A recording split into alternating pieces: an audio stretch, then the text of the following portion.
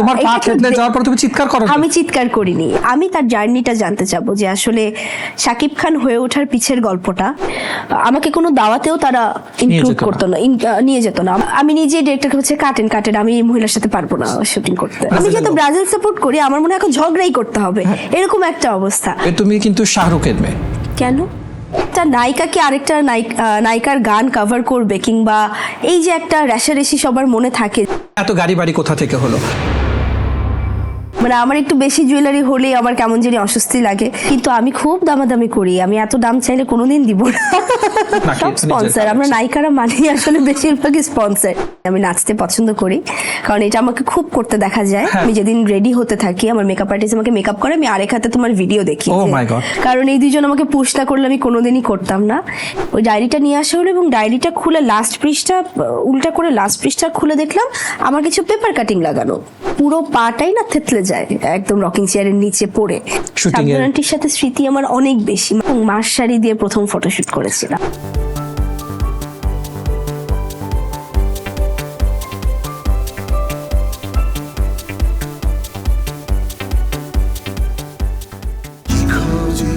Sensation classic strawberry ও coffee ভ্যারিয়েন্টে। দর্শক স্বাগত জানাচ্ছি সেন্সেশন প্রেজেন্টস তারাবেলাতে। আমাদের স্পেশাল আয়োজনে পুরো আয়োজন জুড়ে আছি আমি মুজাহিদুল ইসলাম শিব্বির, এবং আমার সাথে একজন স্পেশাল অতিথি আছেন যিনি তার সমস্ত ক্যারিয়ারের কথা, বর্তমানের কথা, যেই কথাগুলো আপনারা জানেন না সেই সমস্ত কিছুই আজকের আড্ডা আলোচনায় উঠে আসবে। আমাদের সাথে আজকে স্টুডিওতে উপস্থিত আছেন এমন একজন মানুষ যাকে আমরা বলতে পারি একেবারে বোর্ন স্টার, মানে যিনি আসলে স্টার হয়ে জন্ম নিয়েছেন। যে স্টারকে বাংলাদেশে এক নামে সবাই চেনেন, খুবই প্রিয় মুখ, সবার পছন্দের মুখ, এবং সবচেয়ে বড় কথা হচ্ছে যে সে 3.5 বছর বয়স থেকে নিয়ে শুরু করে এখন অবধি সমান জনপ্রিয়, যিনি নিজে একজন ব্র্যান্ড, নিজে একটি তারা। ওয়েলকাম করছি দিঘিকে। Thank you. কেমন আছো দিঘি? এই তো ভালো, তুমি কেমন আছো? ভালো আছি। ভীষণ সুন্দর লাগছে তোমাকে। Thank you. এবং অ্যাজ ইউজুয়াল যেটা লাগে সেটাই তেমনই সুন্দর লাগছে, খুব স্নিগ্ধ লাগছে। Thank you so much. আমাদের এই তারাবেলার অনুষ্ঠানে তোমাকে স্বাগত জানাচ্ছি, এবং আমরা একটা দীর্ঘ সময় তোমার ক্যারিয়ার নিয়ে, দেন আরো যে সব জিনিস দর্শক জানতে চান সেগুলো নিয়ে আমরা কথা বলবো। আই হোপ যে সবাই সেটা এনজয় করবে ইনশাআল্লাহ। কিউরিয়াস টু নো, এসএমসির ইমার্জেন্সি কন্ট্রাসেপটিভ পিল নোরিক্স 1 অরক্ষিত মিলনের 72 ঘন্টার মধ্যে এর একটি মাত্র পিল আপনাকে করবে টেনশন ফ্রি। এসএমসির নোরিক্স 1 এক পিলের সমাধান। কিউরিয়াস টু নো বেসিক্যালি হচ্ছে যে দিঘি তোমার ব্যাপারে মানুষের জানতে চাওয়া, যারা তোমার ভক্ত আছেন, দর্শক আছেন, তারা জানতে চায়। তো সেখান থেকে আসলে কিছু অনেকগুলো ইনফরমেশন আমরা নিয়েছি বা কালেক্ট করেছি, সেগুলো আমরা যতটুকু জানাতে পারি। তোমার ইনস্টাগ্রামের বায়োতে একটা কথা লেখা আছে, আমি নৃত্য পাগল ছন্দ, আপনার তালে নেচে যায় আমি মুক্ত জীবনানন্দ। তো এই বায়োতে দিঘি কি খুব নাচতে পছন্দ করে? হ্যাঁ, খুব খুব। এটা অনেকেই এখন জানে, আসলে এটা দর্শকরাও মোটামুটি বুঝে গেছে যে আমি নাচতে পছন্দ করি, কারণ এটা আমাকে খুব করতে দেখা যায়। বিভিন্ন ইভেন্টসে আসলে আমার নাচটাই বেশি থাকে অন্যান্য কিছুর থেকে। দেখা যায় আমি মানে দেখা যায় অনেক নায়িকারা হয়তো বা র্যাম্প ওয়াক করছে, কিংবা অনেক নায়িকারা উপস্থাপনা করছে, বাট আমার কমফোর্ট জোনটা হচ্ছে নাচ। আমাকে সবাই নাচতেই প্রেফার করে, আমিও প্রেফার করি। এবং ভেরি রিসেন্টলি কিন্তু নুসরাত ফারিয়া তার যে রিলিজড গানটা হয়েছে সেখানেও বলছিল যে আমার গান শুনে সবার আগে আমাকে দিঘি ফোন দিয়েছে যে আপু তোমার গানে নাচটা করতে চায়। এটার একটু এক্সপেরিয়েন্সটা শেয়ার করো। এটা তো খুবই ভালো। আসলে নুসরাত ফারিয়া আপু আমার খুবই পছন্দের একজন নায়িকা, মানে পার্সোনালি আমি যদি কাউকে প্রেফার করি, যেহেতু আমি নাচতে খুব পছন্দ করি, তার নাচ আমার খুবই প্রিয়। এবং আমি বলছিলাম ফারিয়া আপুকে মাঝে মাঝে যে আমি যখন আমার যেদিন প্রোগ্রাম থাকে, আমি যেদিন রেডি হতে থাকি, আমার মেকআপ আর্টিস্ট আমাকে মেকআপ করে, আমি আরেক হাতে তোমার ভিডিও দেখি, তুমি কি সুন্দর করে নাচটা ক্যারি করো, নিজেকে ক্যারি করো। তো সে খুব অবাক হয়েছে, আচ্ছা তাই তুই দেখিস? হ্যাঁ, কেন দেখবো না। সো ইটস লাইক দ্যাট, মানে আমি তাকে খুব পছন্দ করি। সো তার একটা গান এসেছে, আসলে আমার মাথায় প্রথম যেটা এসেছে যে আমাদের কোনো কিছু আসলে তো কন্টেন্ট ক্রিয়েটাররা কিংবা ভালো ভালো অনেকেই আছে ইনফ্লুয়েন্সাররা, তারা কিন্তু আমাদের একটা গানে কভার করে দেয়, কিংবা তারা কিন্তু আমাদের সাথে সবসময় থাকে। কিন্তু একটা নায়িকা কি আরেকটা নায়িকার গান কভার করবে, কিংবা এই যে একটা রেশারেশি সবার মনে থাকে যে ও একটা আসলে একটা অনেক বড় মনের ব্যাপার যে আমি তাকে একটা সাপোর্ট করছি, যেটা কিন্তু আমরা হলিউড বলিউডে দেখি, এখানে কিন্তু সেটা দেখা যায়। প্রিয় নায়িকার সাথে অবশ্যই স্ক্রিন শেয়ার করতে পারি, এখানে কোনো সমস্যা নেই। সো জিনিসটা কখনোই এরকম না যে ফারিয়া আপু ভালো নাচে দেখে তার পাশে আমি দাঁড়াবো না, অবশ্যই না। আমি আরো চাই আমরা একসাথে করি, Right. আরো যাতে ফ্রেমটা অনেক বড় লাগে, হ্যাঁ, অনেক হ্যাঁ, জমকালো হ্যাঁ, লাগে। হ্যাঁ। তো আমি তাকে অফার করলাম যে আপু চলো তুমি আমি একটা কভার করি যদি তুমি ফ্রি থাকো। এবং আপু একদিনের মধ্যে আমাকে ফোন দিল যে হ্যাঁ ঠিক আছে আমি প্ল্যান করছি, তুই কবে কবে ফ্রি। তো ডেট আমরা ফিক্স করলাম এবং গিয়ে দেখলাম কনা আপু এসেছে, আমাদের বারিশা আপু এসেছে, মিম চৌধুরী এসেছে, নাটকের যে মিম চৌধুরী সে এসেছে। সো আমরা অনেক মানুষ আসলে তারপরে একত্রে হয়ে কভারটা করি। তো এটা আসলে কিছুই না, আমার কলিগের প্রতি আমার একটা ভালোবাসা ভালোবাসা, সম্মান, জায়গা থেকে। এটাই আসলে প্রকাশ করা। আর যেহেতু গানটাও খুব সুন্দর, খুবই নাচতেও সুন্দর। মজা হয়েছে। হ্যাঁ, এবং নুসরাত ফারিয়ার যে ব্যাপারটা হচ্ছে ওর প্রতিটা গান হ্যাঁ, কোনো মানুষের মন খারাপ থাকলে সে নাচবে একদমই, তো, হ্যাঁ। এই জিনিসটা কিন্তু খুব হ্যাঁ, হ্যাঁ। বেশি, এবং তোমাকে খুব দুর্দান্ত ভালো লেগেছে। এবং আমি যেটা কালেক্ট করেছি সেটা হচ্ছে যে ওই গানে অলমোস্ট তোমার প্রায় 7 মিলিয়নের কাছাকাছি আমি দেখেছি যে ভিউ চলে গেছে। সো এটা কিন্তু একটা রেসপন্স, এবং তার জন্য অনেক সাপোর্টিভ হ্যাঁ, যে হ্যাঁ, হ্যাঁ। সে আসলে যে উদ্দেশ্যে গানটা করছে, আরেকজন তার পাশে এসে যখন দাঁড়িয়েছে, দর্শকের কাছে আসলে শেষ পর্যন্ত গেল কিনা এটাই হচ্ছে হ্যাঁ, বড়। একদমই তাই। এবং আমি তোমার কথা যেটা বলছিলাম যে আমি কিন্তু তোমার অনেকগুলো ইনফরমেশন কালেক্ট করে এনেছি, যেখানে তুমি আওলা ঝাওলাতে 12 মিলিয়ন, চাঁদ মামাতে 8.7 মিলিয়ন, চোখে চোখে 5.6 মিলিয়ন, খালি মিলিয়ন আর মিলিয়ন, মানে Nice. ইউটিউব সার্চ করতে গেলেই দিঘির ডান্স, এবং সেখানে দিঘি খুব স্পন্টেনাস ডান্স করে। ডান্সটা কি শেখা হয়েছে? নাচটা শেখা হয়নি আনফরচুনেটলি, এমনি এমনি? এমনি এমনি নাচটা শেখা হয়নি। নাচটা হচ্ছে ছোটবেলায় দুপুরবেলা আমার মা আমাকে জোর করে ঘুম পাড়াতো, এবং সেও ঘুমাতো, আমাকেও ঘুম পাড়াতো যে ঘুমাতে হবে। কিন্তু আমি কি করতাম, আমার ঘুম আসতো না, আমাকে সে জোর করে শুয়ে রেখেছে, সে ঘুমিয়ে গেলে কি করতাম, আমি আস্তে আস্তে পা টিপে টিপে উঠে পাশের রুমে গিয়ে, ড্রয়িং রুমে গিয়ে টিভি ছেড়ে গান ছেড়ে আমি নাচতাম।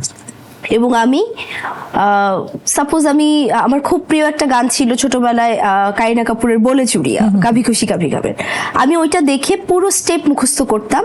এবং একটা সময় তখন তো কিছু চ্যানেল ছিল যেমন এমটিভি, জুম, এরকম Zoom, কিছু right. চ্যানেল ছিল যেগুলোতে এই গানগুলো দিত।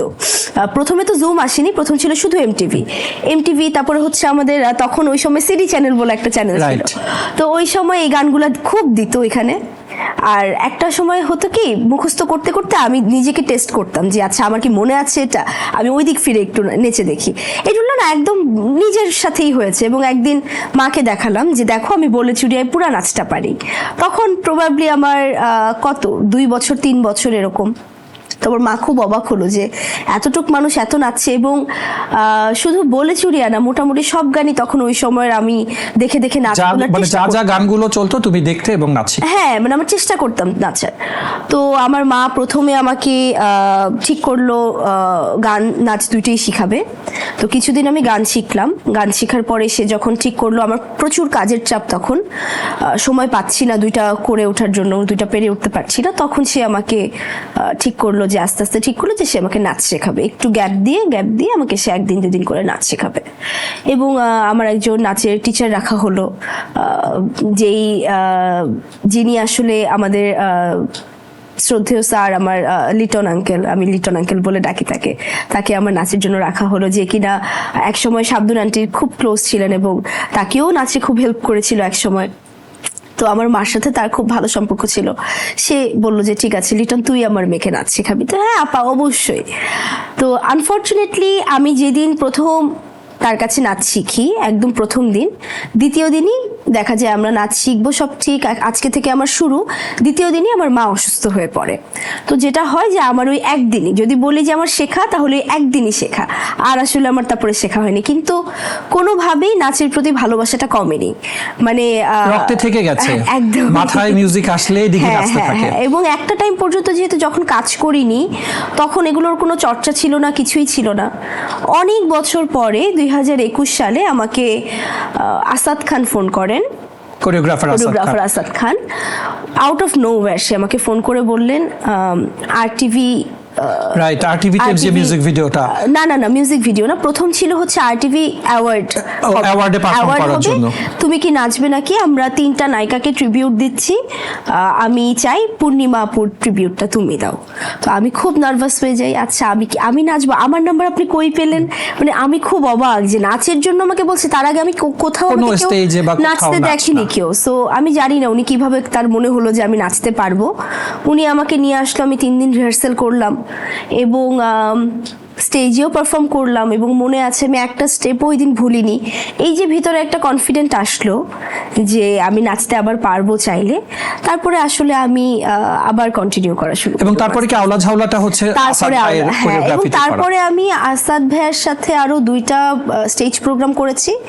তারপরে আওলা ঝাওলা আমার করার কথা ছিল না একদমই, জাস্ট আওলা ঝাওলার করার একদিন আগে আমি রাজি হয়েছি আমি করব।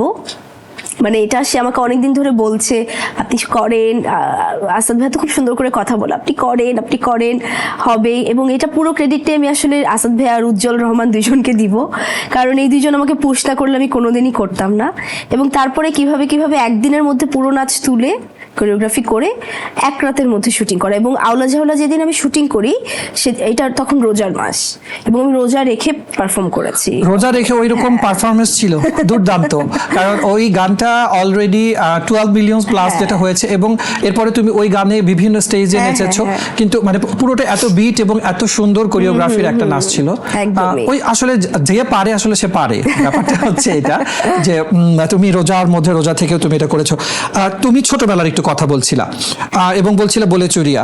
আমি যদি বলি বাংলাদেশের দর্শক কিন্তু তোমাকে চিনে হচ্ছে দোয়েল আপার মেয়ে, কিন্তু আজকে কালবেলার সেট থেকে জানবে তুমি কিন্তু শাহরুখের মেয়ে। কেন? শাহরুখ ফারদিন সুব্রত। এক্স্যাক্টলি হ্যাঁ। So, দর্শক কিন্তু এটা জানে না যে শাহরুখের মেয়ে হচ্ছে দিঘি। exactly। এবং আমার মনে হয় যে মা যেরকম শাহরুখ খানকে খুব ভালোবাসতো বা পছন্দ করতেন, যার কারণে হয়তো তোমার বাবার নামটা শাহরুখ ফারদিন রাখলেন, এবং তোমারও এই বলে চুরিয়া থেকে নিশ্চয় শাহরুখ খানের প্রতিও একটা আলাদা ধরনের ক্রেজ ছিল। একদমই শাহরুখ খানের প্রতি তো আসলে তখন অনেক শাহরুখ খানের সুন্দর সুন্দর গান ছিল। আমি দেবদাসের গানগুলো খুব পছন্দ করতাম শাহরুখ খানের। তারপরে আরেকটা সিনেমা ছিল শাহরুখ খানের চলতে চলতে, এগুলো খুব দেখাতো, কারণ আমার মা তো শাহরুখ খানের ভক্ত। তো উনি দেখছে, আমিও ওনার সাথে দেখতাম। আমার মনে আছে আমি আমার মার সাথে একটা সিনেমা দেখেছিলাম শাহরুখ খান আর মাধুরী দীক্ষিতের কয়লা, ওনার খুব প্রিয় একটা সিনেমা ছিল। সো আমার প্রচুর সিনেমা দেখা হয়েছে আমার মার সাথে বসে। একটা জিনিস আমি খুব অবাক হই দিঘি, তুমি তোমার ছোটবেলাটা বলতে 3 বছর থেকে 9 বছর এই যে মায়ের সাথে থাকার যে স্মৃতিটা, আমরা সাধারণত আমাদের কি হয় যে আমাদের হয়তো 5-6 বছরের সব কথা মনে নেই, একটু হালকা হালকা, কিন্তু তুমি ছোটবেলা থেকে এত শার্প কিভাবে যে তোমার every events, everything, every script. মানে আমি ছোটবেলায় তোমার ভক্ত কোথা থেকে যখন গ্রামীণ ফোনের ওই টিভিসিটা করলা, তখন আমাদের রিংটোন ওয়েলকাম টিউন যে এই পাকনা বুড়িটা লাগানো থাকতো। এই যে পাকনা বুড়ি দিঘি, এখন যখন দিঘিকে দেখি যে দিঘি এত কিছু মনে রাখতে পারে, এই মেমোরি মানে এই এত মেমোরিজ গুলো থাকলো কিভাবে? আমি আসলে জানি না, এটা আমার মনে হয় এটা প্রথমত গড গিফটেড, তারপরে কিছুটা অবশ্যই জিনগত, কারণ আমার মা এরকম খুব শার্প ছিলেন, আমার বাবাও শার্প, মা খুব বেশি ছিলেন। আর মা প্রায় বলতো কি, যেহেতু আমি খুব ডায়লগ মনে রাখতে পারতাম আমাকে শিখিয়ে দিলে, মা খুব আবেগী হয়ে এই কথাটা বলতো যে আমার নানার সাথে নাকি আমার খুব মিল। মানে বলতো ও তো আব্বার ব্রেন পাইছে, এটা খুব বলতো। মানে আমার খালা মামারা যখন বসতো গল্প করতে তখন বলতো ও কিন্তু আব্বার মতো, আব্বার ব্রেনটা পাইছে, এটা খুব শুনতাম। নানার ব্রেন থেকে ওই জায়গাতে চলে আসা, এটা আসলে খুবই একটা মজার ব্যাপার যে আমাদের সাধারণত ছোটবেলায় দাদা বাড়ি বা নানা বাড়ির যে অ্যাটাচমেন্টটা থাকে।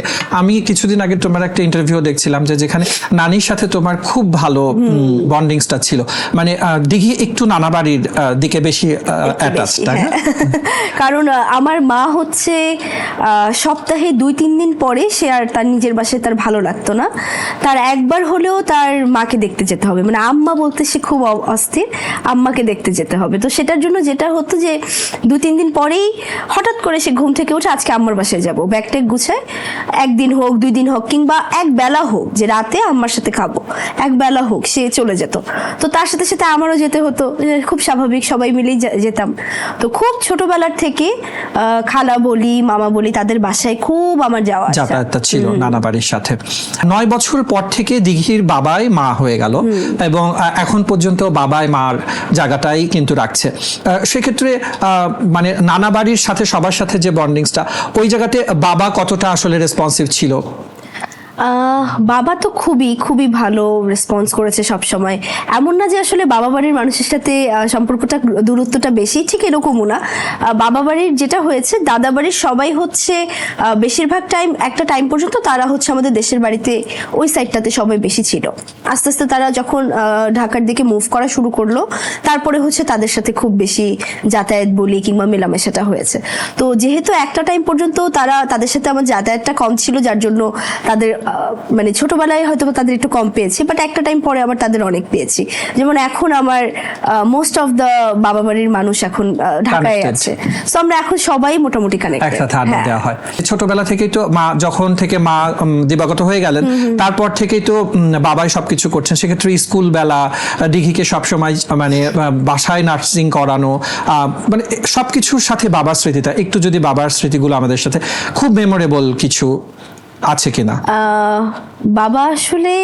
বাবা তো সবসময় চেষ্টা করেছে আসলে আমাকে ওই জায়গাটা দেওয়ার, যে মা কিংবা বাবার দুইজনের রোলটা প্লে করার, এবং মানে মা যে নেই এইটা যাতে আমি কখনো অনুভব না করি যে মা না থাকলে আমার কি হতো। যেমন একটা এক্সাম্পল দিই, সে আমাকে সকালে উঠে আমাকে স্কুলের জন্য রেডিও করতো, আবার সে আমার জন্য টিফিনও বানাতো, টিফিন বক্সটাও ব্যাগে দিয়ে দিত, আবার আমাকে স্কুলে গিয়ে দিয়ে আসতো, আবার আসার সময় নিয়ে আসতো।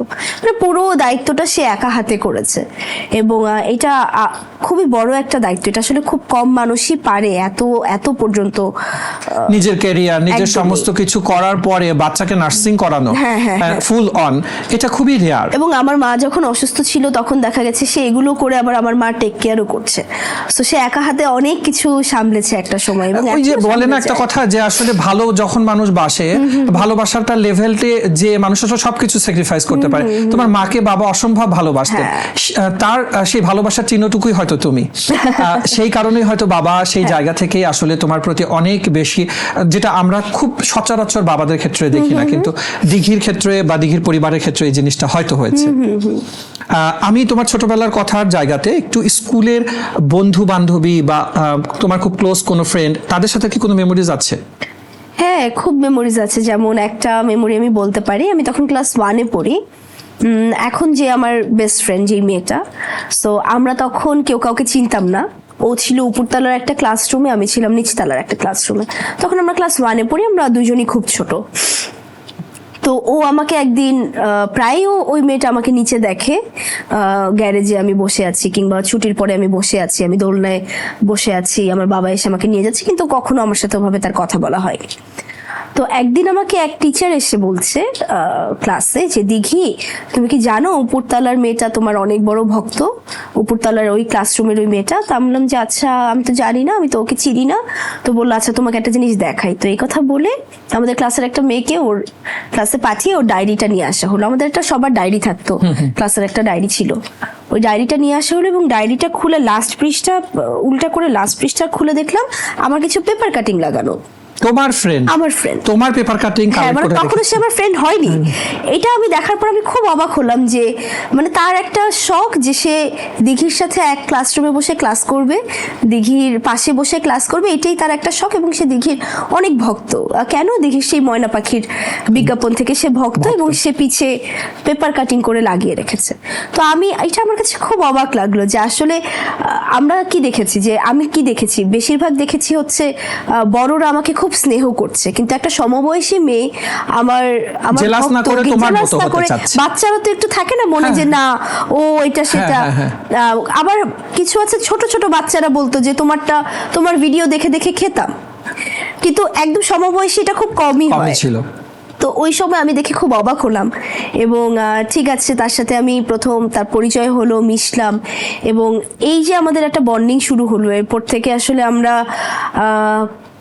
এরপর থেকে আমাদের একটা ফ্রেন্ডশিপ জার্নি শুরু হয়। আমরা ক্লাস 2 থেকে একই ক্লাসরুম, একই ক্লাস, একই সাথে বসা থেকে শুরু করে আজ অবধি আমরা একই ইউনিভার্সিটিতে আছি।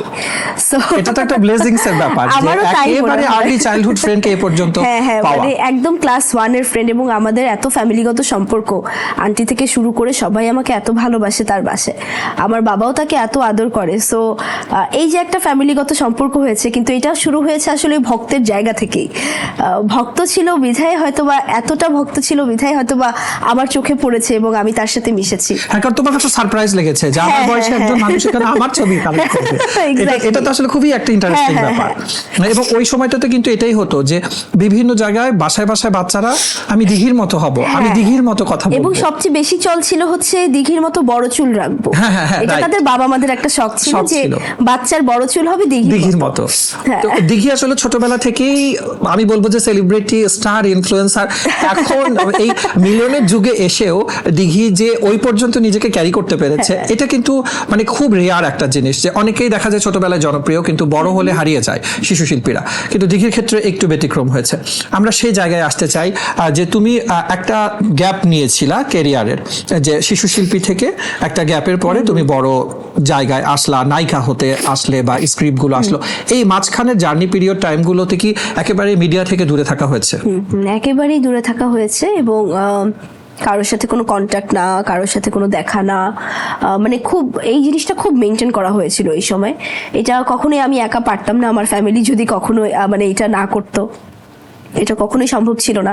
এবং আমার ফ্যামিলি এতটা মেনটেন করেছিল যে আমাকে কোনো দাওয়াতেও তারা ইনক্লুড করতো না, নিয়ে যেত না। আমাদের খুব ফ্যামিলিয়ার অনেক দাওয়াত হতো, মানে মিডিয়ার ভিতর আমরা সার্কেলদের দাওয়াত হয় না, ফুল ফ্যামিলি আসতো, কিন্তু আমি হয়তো বা কোথাও যেতাম না। আমার মনে আছে আমি শুধু একটা জায়গায় 1-2 বার গিয়েছিলাম, সেটা হচ্ছে মান্না আঙ্কেলের যখন মৃত্যুবার্ষিকী হতো। যেহেতু মান্না আঙ্কেলের সাথে আমাদের খুব বেশি পারিবারিক সম্পর্ক, শেলি আন্টি আমাকে খুব আদর করে, ওই জায়গা থেকে তখন বাবা আমাকে একটু নিয়ে যেত মান্না আঙ্কেলের মৃত্যুবার্ষিকীর দিন, কিংবা জন্মদিন, আজকে একটা মিলাদ হবে তখন নিয়ে যেত। এর বাদে কোথাওই আমাকে নিয়ে যেত না। সো এই জিনিসটা খুব সুন্দর করে আসলে মেনটেন করা হয়েছিল ওই সময়, যার জন্য আমি বলবো যে এত বছর পরে কামব্যাকটার পরে মানুষ আসলে ওই শিশু শিল্পীটা আর মনে রাখেনি, যে তখন নায়িকা কেমন দেখি। হয়েছে এখন হ্যাঁ, দেখতে। হ্যাঁ, মানুষের মধ্যে যে একটা আগ্রহ রাখা ছিল। এবং আমরা কিন্তু এই জিনিসটা সুচিত্রা সেনের ক্ষেত্রে দেখেছি যে উনি একটা বয়সের পরে উনি আর সামনে আসলেন না, উনি আর আসলেন না, যার কারণে দর্শকের আসলে মনস্তাত্ত্বিক যে জায়গাটা, যে তারা যেটা দেখেন না সেটার প্রতি একটা মানে অদ্ভুত রকম আকর্ষণ থাকে, সেই জিনিসটা দিঘির ক্ষেত্রে খুব মেইনটেইন হয়েছিল। একটু ছোটবেলার শুটিং এর গল্প শুনতে চাবো। সেক্ষেত্রে আমরা খুব জানি যে চাচ্চু বা কাবুলিওয়ালা, এগুলো অনেকগুলো ইন্টারভিউতে আমরা জেনেছি। এমন কোন স্মৃতি যেটা এখনো দিঘি বলেনি, শুটিং এর কোনো স্মৃতি হতে পারে, অথবা যে কোনো আর্টিস্টের সাথে, কো আর্টিস্টের সাথে স্মৃতি হতে পারে? এরকম তো অনেক স্মৃতি আছে, কিন্তু যদি বলি যে কাবুলিওয়ালার সময় আসলে প্রথমত হচ্ছে আমি কপাল সিনেমার একটা দৃশ্য বলি। কপাল সিনেমায় আমি, মাহফুজ আঙ্কেল, আমাদের মেগাস্টার শাকিব খান এবং শাবনূর আন্টি, এই কয়জন আমরা হচ্ছে একটা সিকোয়েন্স আছে, যেটা লাস্ট সিকোয়েন্স, মাহফুজ আঙ্কেল হচ্ছে সুইসাইড করে, এটা ওই সিকোয়েন্সে দেখানো হবে। খুব সুন্দর একটা সিনেমা এবং আমাদের এই লাস্ট সিকোয়েন্সটা হচ্ছে অসম্ভব ইমোশনাল একটা সিন, সবাই অনেক কান্নাকাটি করবে। তো ওই সময় সিকোয়েন্সটা হচ্ছে যে মাহফুজ আঙ্কেল একটা রকিং চেয়ারে বসা, সেভাবে দুলছে দুলছে, হঠাৎ হাত থেকে পড়ে তার বিষের বটলটা পড়লো নিচে এবং সবাই দেখে তখন চমকালো। তো আমিও তার সবার সাথে দাঁড়িয়ে আছি তার রকিং চেয়ারের সামনে। তো শটের মধ্যে সে যখন এরকম করে রকিং চেয়ারটা এরকম করলো, সামহাও আমার পাটা তার রকিং চেয়ারের নিচে ছিল, এবং সে যখন এরকম করলো আমার পুরো পাটাই না থেতলে যায় একদম রকিং চেয়ারের নিচে পড়ে, সাথে সাথে ব্লিডিং এবং সাথে সাথেই আসলে প্রচন্ড ব্যথা, মানে থেতলে গিয়ে যা হতে পারে। কিন্তু তখন এই শটের মধ্যে সবাই এত ভালো অভিনয় করছিল, এত শটের মধ্যে মগ্ন ছিল সবাই, যে তোমার পা থেতলে যাওয়ার পর তুমি চিৎকার করো? আমি চিৎকার করিনি এবং কেউ ওটা দেখেও নি। শট যখন কাট বলেছে তখন আসলে আমি আমার মার দিকে তাকিয়েছি, তখন আমার মা দেখে আমার চোখ দিয়ে পানি পড়ছে, বলে আল্লাহ কাঁদছে কেন, কি হয়েছে? তখন আমি নিচে, এই যে দেখো আমার পা। এবং তখন মাহফুজ আঙ্কেল আমার মার হাত ধরে বলেছিল, এবং সাথে সাথে আমাকে হলি ফ্যামিলিতে নিয়ে গিয়ে ওয়াশ করে ব্যান্ডেজ লাগিয়ে দেওয়া হয়, আমার পুরো নখটা উঠে যায়, মানে বিধ্বস্ত অবস্থা। তারপর ওই মোমেন্টে তুমি বুঝো যে শর্টে কথা বলা যাবে না, যেহেতু আমার মা বলেছে যে এটা কাট করা যাবে না। তখন তো 35 এর যুগ, রিল শেষ হয়ে গেলে আবার নতুন নতুন রিল পড়তে হচ্ছে, অনেক ঝামেলা, এবং এক একটা রিল অনেক দাম, মানে তখন খুব লিমিটেড রিল ছিল। এত কিছু, এত প্রফেশনালিজম, এত রিয়েলিটি, এত কিছু জানি না, ছোট থেকে বুঝতাম। আমি জানি না, আমাকে খালি আমার মা বলেছে শর্টের মধ্যে কোনো কথা বলা যাবে না, শেষ হলে তোমার যদি কিছু হয়েও যায় শেষ হলে বলতে হবে, এবং আমি তাই করেছি। তো আমার মাহফুজ আঙ্কেল আমার মার হাত ধরে একটা কথা বলেছিল যে ভাবি ও একদিন অনেক দূর যাবে, আপনি চিন্তাও করতে পারছেন না যে ও কোথায় যাবে, কারণ ও এতটুকু একটা বাচ্চা, ও যে অবস্থায় আছে এখানে যে কেউ হলে শর্ট কাট করে উঠে যেত, এবং আমাদের মতো বয়সের মানুষ, ও কিভাবে কোনো চিৎকার না দিয়ে চুপ করে ওভাবেই দাঁড়িয়ে আছে। এটা আসলে খুবই রেয়ার জিনিস, এবং গুরুজনদের দোয়াটা আসলে লাগে জীবনে। সেটা তোমাকে দেখলে বোঝা যায় যে 9 বছর বয়সটা যদি একটু কেউ চিন্তা করে, তারপর থেকে একটা মানুষের একা একা বড় হওয়া, পুরো একটা জার্নিতে সে একা বড় হলো, এত একটা মেয়ে একা বড় হলো, নিজেকে গুছিয়ে চলতে শিখলো। এবং তোমাকে কিন্তু দেখলে যেটা বোঝা যায় যে তুমি ভীষণ গুছানো একটা মানুষ। এই সব জিনিসটা, এই পুরো পরিপূর্ণ একটা জীবনটা গুরুজনদের দোয়া ছিল বলেই হয়তো হয়ে গেছে। যেটা বলছিলাম যে দিঘি, মাকে ছাড়া তোমার বড় হয়ে ওঠা, এই সময়গুলোতে আসলে তুমি কাকে দেখে শিখতে? মেয়েরা তো সাধারণত মাকে দেখে একটু রান্না শেখে, একটু ড্রেস আপ শেখে, ঘর গুছানো শেখে। তোমার এই জায়গাগুলোতে আসলে তুমি কাকে দেখে শিখতে?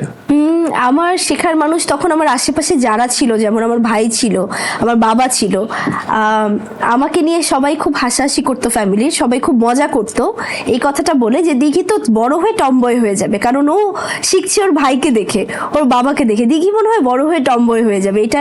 এবং একটা টাইম পর্যন্ত আসলে আমি ওইরকম ছিলাম, যেমন এখনো আমি বলি না আমি জিন্স টি শার্টে খুব বেশি, যেমন আমার শ্রদ্ধেয় স্যার সোহাগ স্যার, আমাদের নাচের সোহাগ স্যার খুব বলে যে দিঘি কিন্তু একটু টমবয় আসছে, ও কিন্তু এখন ওই শার্ট পরেই বের হয়ে যায়, ও কিন্তু বুঝে না মাঝে মাঝে।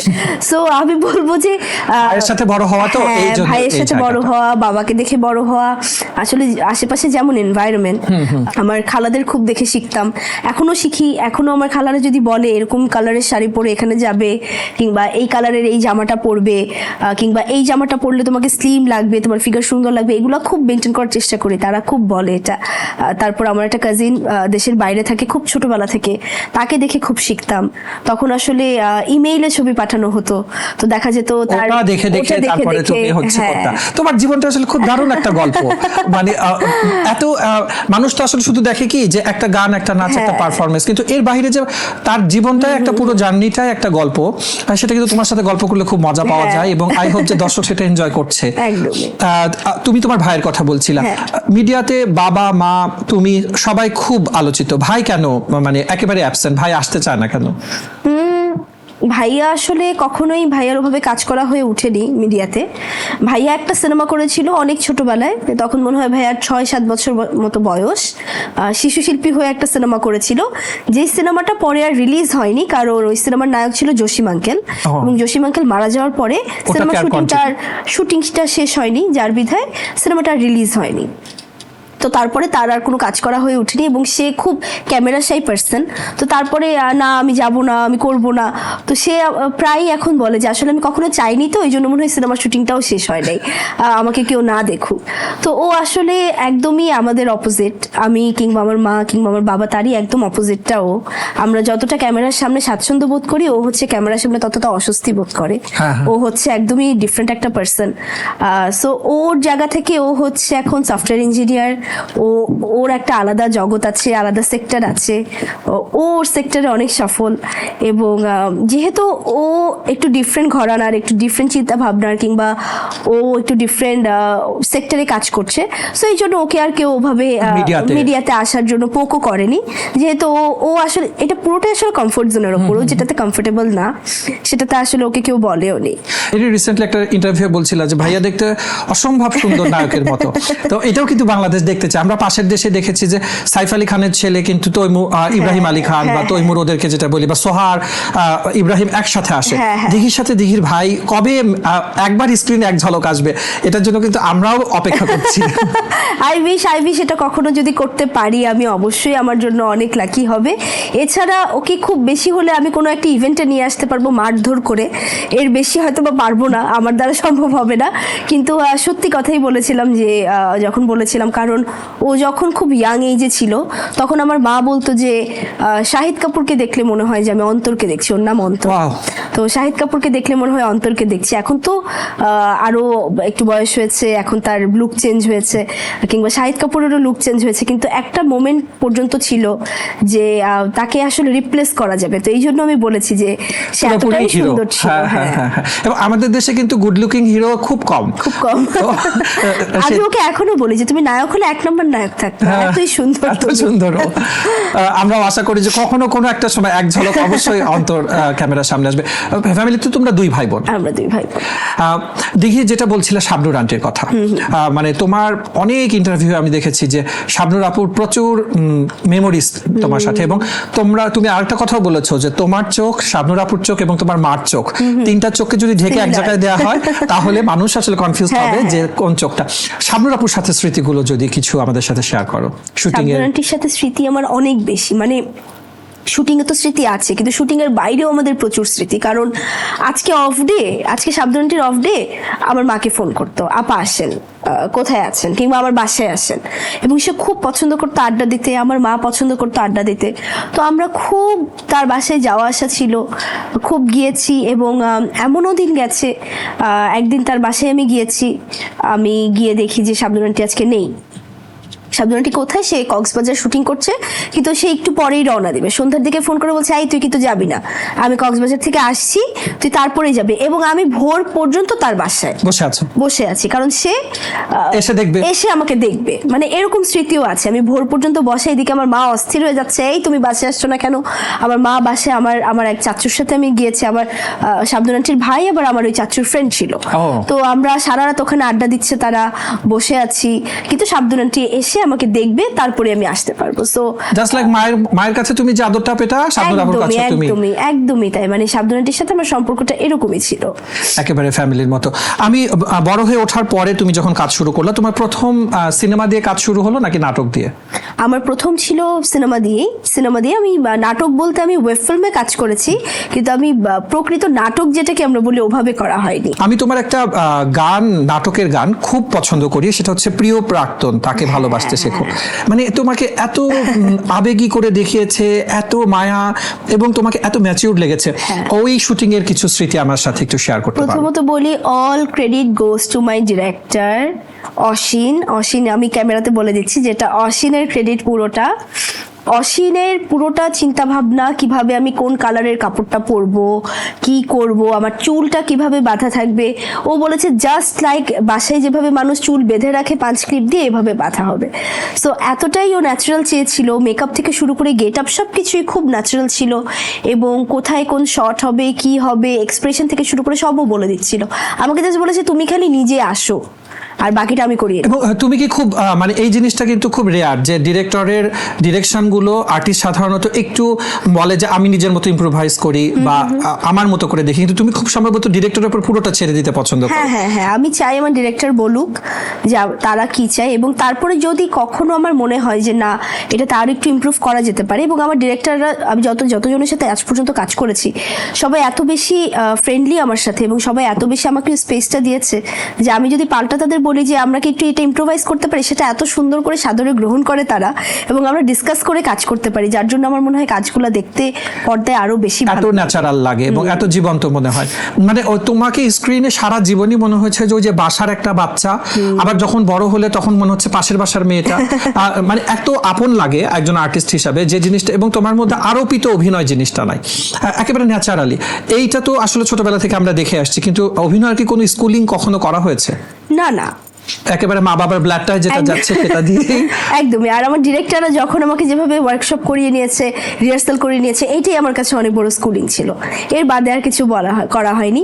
বাট আমি একটা জিনিস বলতে চাই যে তুমি যে গানটার কথা বললে, তাকে ভালোবাসতে শেখো, এটা আসলে এত আন্ডাররেটেড একটা গান। আমি অনেকদিন পর কারো মুখে শুনলাম যে ওই গানটা আমার এতটাই পছন্দ যে কখনো কোনোদিন যদি বৃষ্টি হয়, বৃষ্টির টাইমে স্পেশালি রাতের সময় এই গানটা আমার মনে হয় যে দর্শকেরও দেখা উচিত।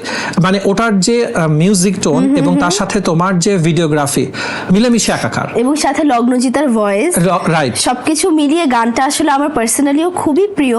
কিন্তু এই গানটাও খুবই আন্ডাররেটেড। কিন্তু আমার মনে হয় মানুষ বলে না মাঝে মাঝে কিছু জিনিস আন্ডাররেটেড থাকাও ভালো, আমার মনে হয় এই গানটা মনে হয় ওইরকম, এখন ওখান থেকে হয়তো জেগে উঠবে। একদমই তাই। তো আমরা আসলে সেটাই নিয়ে কথা বলছিলাম। তুমি 3টা ওয়েব ফিল্মের কথা মানে ওয়েব ফিল্মে কাজ করেছো এবং সেখানে আমার কাছে যতটুকু ইনফরমেশন যে মার্ডার, গাইয়া এবং শেষ চিঠি, 3টাতে তোমার 3টা আলাদা রোল ছিল আমরা দেখেছি। এই যে নিজেকে ভাঙা, একটা থেকে আরেকটা ভাঙা, এটা মানে কি করো এর জন্য? এইটা হচ্ছে পুরোটা ওই যে আবারও বলবো ডিরেক্টরের একটা হাত থাকে এটার উপর। যেমন শেষ চিঠি আর ফেরা, এই দুইটা হচ্ছে আমার একই ডিরেক্টরের, সুমন ধরের। শেষ চিঠির একদম অপোজিট ক্যারেক্টার আবার ফেরার ক্যারেক্টারটা, তো এইটাও তারই কৌশল। সেই আমাকে বলে দিয়েছে কি করতে হবে না করতে হবে। যেমন ফেরার সময় সে আমাকে বলেছিল যে আমি দেখতে চাই একটা ডিফারেন্ট দেখি, মানে আমি যখন ক্যামেরায় দেখবো, মনিটরে দেখবো, আমার যাতে দেখে মনে হয় এটা দিঘি না, এটা অন্য একটা কেউ। তো এটা কি করতে হবে? তো আমরা একটা ডিসকাশনে আসলাম যে প্রথমত দিঘিকে অনেক শুকাতে হবে, এবং আমি অনেক শুকিয়ে গিয়েছিলাম ওই মোমেন্টে, একদমই নাই অবস্থা, শুকনা আর কি। তো ওই সময় আমরা খুব কষ্ট করেছি কাজটাকে করতে, এবং পুরোটাই তার ব্রিফিং এর ওপর। সে আমাকে যখন বলেছে এখন এই এক্সপ্রেশনটা লাগবে, কিংবা এখন এই কাজটা করতে হবে, এখন এটা করতে হবে, সাথে আমার কো অ্যাক্টররাও আমাকে খুব হেল্প করে। এবং মার্ডার 90sটাও তাই। মার্ডার 90sটার আমার ডিরেক্টর ছিল আবু হায়াত মাহমুদ, যে কিনা রিসেন্ট প্রিন্স করেছে, আমাদের মেগাস্টারের সাথে সিনেমা করেছে প্রিন্স, তারই একটা কাজ ছিল, এবং এটাও আমার খুবই প্রিয় একটা কাজ। এবং এই কাজটা করতে গিয়ে এত ভয় পেয়েছিলাম, কারণ এখানে আমার একটা সিকোয়েন্স আছে খায়রুল বাশার আর রুনা খান আপুর সাথে। তো রুনা খান আপু যখন ডায়লগ দিচ্ছিল, আমি নিজে ডিরেক্টরকে বলছি কাটেন, আমি এই মহিলার সাথে পারবো না শুটিং করতে, এতটাই উনি বাস্তব ভালো। আমি চাই তোমার সাথে আমি কোনোভাবেই পারবো না শুটিং করতে, তুমি এত ভালো অ্যাক্টিং কিভাবে করো। আমাকে বলে চুপ কর। তারপরে একটা মোমেন্ট পরে যখন আসলে আমি তাকে তার এক্সপ্রেশনের সাথে আমি কোনোভাবেই পারছিলাম না, এবং সে ডায়লগ দেওয়ার পর আমি আমার ডায়লগও ভুলে যাই, কারণ তার চোখ মুখ এত কথা বলে। তারপরে সে আমাকে বলছে আচ্ছা আমি তোকে হেল্প করি, তুই কিভাবে করলে তোর জন্য ভালো হয় আমি দেখিয়ে দিচ্ছি। তারপরে সে আমাকে হেল্প করে দেখিয়ে দিচ্ছে। এটাও আসলে একটা ব্লেসিং যে একটা কো অ্যাক্টরকে আরেকজনের ডায়লগ বলে দেখিয়ে দিচ্ছে, ডেলিভারি করে, যে তুই কিন্তু এভাবে করতে পারিস। এবং সিনিয়রদের কাছ থেকে কিন্তু ওইটা পাওয়া মানে অনেকটা মেন্টাল রিল্যাক্স হয় আসলে, মানে এবং তারপরে আমার জন্য আরো ইজি হয়েছে ওই সিকোয়েন্সটা করার জন্য। কিন্তু তারপরে আমি বলবো যে রুনা খান আপুর সামনে কিছুই হয়নি। না, তুমি কিছুই হয়নি বলে ভুল হবে, অবশ্যই কিছু হয়েছে, চেষ্টা করেছো। কিন্তু এই যে তোমারও একটা তার প্রতি শ্রদ্ধা বোধ দেখানো, এই জিনিসটা কিন্তু এখন মিডিয়াতে অনেকটাই আমরা কম দেখি। যে অনেক নিউ আর্টিস্ট যারা আছে তারা মনে করে কি যে ক্যামেরার সামনে আমার তো অনেক মিলিয়ন ভিউ হয়ে গেছে, সো আমি স্টার। বাট স্টারডম জিনিসটা তো আসলে অনেক ডিফারেন্ট, এবং তার চেয়ে বড় কথা হচ্ছে যে তুমি কতটুকু নিজেকে তৈরি করতে পেরেছো, বিশ্বাসযোগ্য করতে পারো। তোমার মানে প্রত্যেকটা কাজ দেখলে এটা ছাপটা পাওয়া যায় যে তুমি খুব মানে প্রপার ওয়েতে ডিরেকশন গুলোকে ফলো করো। মার্ডারের একটা শর্ট ক্লিপ যখন আমি দেখছিলাম বিহাইন্ড দ্য সিন, তুমি বলছিলে আমার ওসিডি আছে, তো ওসিডি ব্যাপারগুলো তুমি ইয়েতে যে কিভাবে, মানে আউটডোরে তো প্রচুর বাইরে শুটিং করতে হয়, তখন আসলে কিভাবে মেইনটেইন করো? অনেক কষ্ট হয়, এটা কষ্টের চেয়েও যদি বেশি কিছু থাকে এটা হয় আর কি। তখন মানে তার আগে থেকেই প্যানিক লাগা শুরু হয় যে আয় হায় এখন কি হবে। বাট একটা মোমেন্ট পরে মানিয়ে নিতে হয় অবশ্যই, কারণ কাজটা তো আমার আগে। এবং তখন যা করি যে পুরো কনসেন্ট্রেশনটা কাজে দিয়ে যাই, আমি দেখতেই চাই না কোথায় ধুলা আছে, বালি আছে, কোথায় শুতে হচ্ছে। এবং আমার যেটা হয়েছে মার্ডারের সময়, আমাদের একটা হোটেলে রাখা হয়েছিল, এবং খুব গ্রামের ভিতর, মানিকগঞ্জের একদম ভিতরে একটা হোটেল। খুব স্বাভাবিক যে এটা তো আর কোনো বড় হোটেল হবে না, থাকার মতো একটা হোটেল। তো প্রথম দিন রাতটা থাকলাম, তখনও রোজার সময় ছিল, রোজা রেখে কাজ করছি। এতটাই ওসিডি প্রবলেম করছিল ওখানে থাকার পরে যে রাত্রেবেলা সেহরিটাও করতে পারিনি। স্বাভাবিক, মানে তুমি কোনোভাবে নরমাল হতে পারছি না। এবং 1 ঘন্টা ঘুমালাম, ঘুমানোর পরে কোনো রকম করে আর কি ওই দিন শুটিংটা করলাম। শুটিং করে আমি রাত্রেবেলা ডিরেক্টরকে বললাম দেখেন আপনি আমাকে প্রতিদিন সকালে 2 ঘন্টা দেরি করে আমাকে আপনি কল টাইম দেন, আমাকে তারপর একটু বাসায় যাওয়ার ব্যবস্থা করে দেন, মানে আমি জাস্ট শাওয়ারটা করে আসতে চাই, আর কিছুই না। মানে আমি চাই যে আমি রাতে গিয়ে 2 ঘন্টা ঘুমিয়ে 3 ঘন্টার বেলায় শাওয়ার করে আমি আসবো, এই সময়টা আমাকে দেন। তো উনি আমাকে ওই হেল্পটা করেছিল যে আচ্ছা ঠিক আছে। এছাড়া আসলে আমি দেখছিলাম যে অনেক বেশি প্রবলেম হয়ে যাচ্ছিল, কারণ ওসিডি থাকলে যেটা হয়, যেটা আমি নিজেও ফিল করি, কারণ আমার ওই সেম অভ্যাসটা আছে যে এটা মানুষকে বোঝানো যাবে না, না, এটা যে বোঝানো সবাই যাবে বলবে না। সবই তো পরিষ্কার আছে, কিন্তু তারপরেও কিছু একটা কেমন জানি একটা হ্যাঁ, ব্যাপার আছে। হ্যাঁ, তো তোমার বিভিন্ন শুটিং এর কথাগুলো বলছিলা, সেক্ষেত্রে সহশিল্পী যারা কাজ করেছে এই সময় আমি দেখেছি যে খায়রুল বাসার থেকে নিয়ে শুরু করে ইয়াস, রোহান, জুনায়েদ, সিয়াম প্রত্যেকেই তোমার সাথে কাজ করেছে। এদের সাথে তোমার কাজের মেমোরিজ গুলো যদি একটু শেয়ার করো, যে কে এক একজন তো এক এক ঘরানার বা এক এক ধরনের, সবচেয়ে বেস্ট কমফোর্টেবল কার সাথে মনে হয় কাজ করতে? টু বি অনেস্ট আমার সবার সাথেই কাজ করতে অনেক বেশি আমি কমফোর্ট, কারণ আমার প্রত্যেকটা কো আর্টিস্ট আমাকে এত হেল্প করেছে সবটা সময়। মানে যে কোনো একটা সিকোয়েন্স করতে গিয়ে দেখা যাচ্ছে এখন একটা রোমান্টিক সিকোয়েন্স, আমি মানে অপর দিক থেকে এত বেশি কমফোর্ট জোন পাই, এত বেশি হেল্পফুল তারা, যে আমি নিজেও আসলে তখনই কেমিস্ট্রিটা কিন্তু বিল্ড আপ হয়, তখনই কিন্তু পর্দায় দেখে মনে হয় যে হ্যাঁ আমরা একটা জুটি দেখছি, কিংবা আমরা আসলেই ক্যারেক্টারের সাথে মানানসই কিছু দেখছি। Right. সো আমার প্রত্যেকটা কো আর্টিস্ট আমাকে এদিক থেকে হেল্প করেছে। যেমন আমি যদি একটু ইন্ডিভিজুয়াল করে বলি, ইয়াশ হচ্ছে খুব কুল একটা পার্সন, আরে হয়ে যাবে চিন্তা করো না, আবার ক্যামেরার সামনে এসে ঠিকঠাক দাঁড়িয়ে যাচ্ছে। এবং শেষ চিঠিতে আমাকে, শেষ চিঠিতে এটা বোঝা গেছে, মনে হচ্ছে যে তোমরা অসংখ্য help আসলেই করেছে। রিয়েল লাইফের হচ্ছে কাপল। হ্যাঁ, এবং মানে সেটা ও অসংখ্য হেল্প করেছে আমাকে শেষ চিঠির সময়। যেহেতু আমার প্রথম দিকের কাজ শেষ চিঠিটা, একটু সংকোচ বোধ তো ছিলই, যার জন্য ও আমাকে অনেক হেল্প করেছে ওই সময়, যে আরে কিচ্ছু হবে না, শটটা দাও, এভাবে বলো, এভাবে বলো, কিংবা এই শটে আমার হাতটা ধরো, ভালো লাগবে, ন্যাচারাল লাগবে, এগুলো খুব করেছে। খায়রুল বাসার খুব কাব্যিক একটা মানুষ, খুবই সুন্দর করে কথা বলতে পারে, তার চিন্তা ভাবনা অনেক অন্যরকম, এবং তার অভিনয় তো আমরা দেখেছি কতটা দুর্দান্ত, এবং তার অভিনয় নিয়ে কিছু বলার নেই। তারপরেও যদি বলি যে আমার সাথে কাজের সময় সে আমাকে এই হেল্পটা করে, আচ্ছা তুমি এই ডায়লগটা একটু এভাবে দিয়ে দেখো তো কেমন লাগে, কিংবা এই এক্সপ্রেশনটা দেওয়ার সময় চোখটা নিচে নামায় ফেলো, এই এই এই জিনিসগুলো আমাদের মধ্যে দেওয়া নেওয়া খুব ছোট ছোট জিনিসগুলো ওরা সাপোর্ট এগুলো করছে। থাকে, এবং খুব এগুলো আমরা করেছি। জুনায়েদের সাথে আমি গাইয়াতে কাজ করেছি, যেটাতে জুনায়েদ আর খায়রুল বাসার দুজনই ছিল। হ্যাঁ। জুনায়েদের সাথে আমার একটা শট ছিল ওখানে, যে আমাদের একটা ডান্সের একটা শট ছিল, আমি আর জুনায়েদ ডান্স করছি খায়রুল বাসারের ড্রিমে, এরকম একটা শট ছিল। সো ওইখানে জুনায়েদ খুব হেল্প করেছে, আচ্ছা তুমি কিভাবে কমফোর্টেবল, কোন স্টেপটা করলে কমফোর্টেবল। আমি বলেছি আপনি আমার সাথে জাস্ট ফ্লো মিলান, আমিও আপনার সাথে ফ্লো মিলে, এটাই দেখতে সুন্দর হয়ে যাবে। তো বলো আচ্ছা ঠিক আছে, একটা মিউজিক ছেড়ে আমরা 4-5 মিনিট নাচছি তো নাচছি। এদিকে আমাদের যে ডিরেক্টর গিয়াসউদ্দিন সেলিম স্যার, উনিও আর কাট বলে না, বলে দেখতে তো ভালোই লাগে, তোরা নাচ, এরকম একটা ব্যাপার। সবাই enjoy হ্যাঁ, করছিল। এনজয় করছে। সো সিয়ামের কথা যদি বলি, সিয়াম খুবই হেল্পফুল একটা কো অ্যাক্টর। সিয়াম আসলে অনেক দায়িত্বশীল একজন কো অ্যাক্টর, খুব রেসপন্সিবল। সে তার সাথে সাথে তার কো অ্যাক্টরের খুব রেসপন্সিবিলিটি, সে খুব দায়িত্ব পালন করে। যেমন যার কারণে হয়তো স্ক্রিন ওই জিনিসটা বোঝা যায়, মানে তার সাপোর্টিভ না হলে কিন্তু এত রিয়েল লাগতো আয়রন না। হলেও সে আবার দেখে আছে দিঘির কাপড়টাও কি আয়রন, কোনোভাবে যাতে স্ক্রিনে এগুলা না আসে, যে না, মানে এই সাপোর্টটা সবসময় আমি আমার কো অ্যাক্টর থেকে পেয়ে এসেছি। এটা খুবই ব্লেসড আসলে, যে কাজ করতে গেলে মানে নিজেকে গোছানোর চেয়ে তো আরেকজনের কাছ থেকে যদি আমি পজিটিভ রেসপন্স বা সাপোর্টটা পাই। দেখি শুটিং এ কি কখনো মায়ের কস্টিউম ইউজ করা হয়েছে, মায়ের পরা কোনো শাড়ি বা আগের যেই কস্টিউমগুলো মার ছিল সেগুলো কি কখনো ইউজ করা হয়েছে? না, শুটিংয়ে ইউজ করা হয়নি। একটা ফটোশুটে আমি মায়ের শাড়ি পরেছিলাম, যে ফটোশ্যুটটা আমার প্রথম কামব্যাকের পর ফটোশ্যুট ছিল। এটা কালো শাড়ি পরে ফটোশ্যুট করেছিলাম, একটা টাঙ্গাইলের কালো শাড়ি, যেটার ছবি এখনো অনেক বেশি ঘুরপাক খায়, অনেক ফেমাস ওই ছবিগুলা। তো তখন ওই শাড়িটা মার ছিল, এবং মার শাড়ি দিয়ে প্রথম ফটোশ্যুট করেছিলাম। আচ্ছা আচ্ছা, ওইটা আসলে খুবই মানে আমি দেখছি তোমার চোখ ছলছল করছে, এটাই স্বাভাবিক।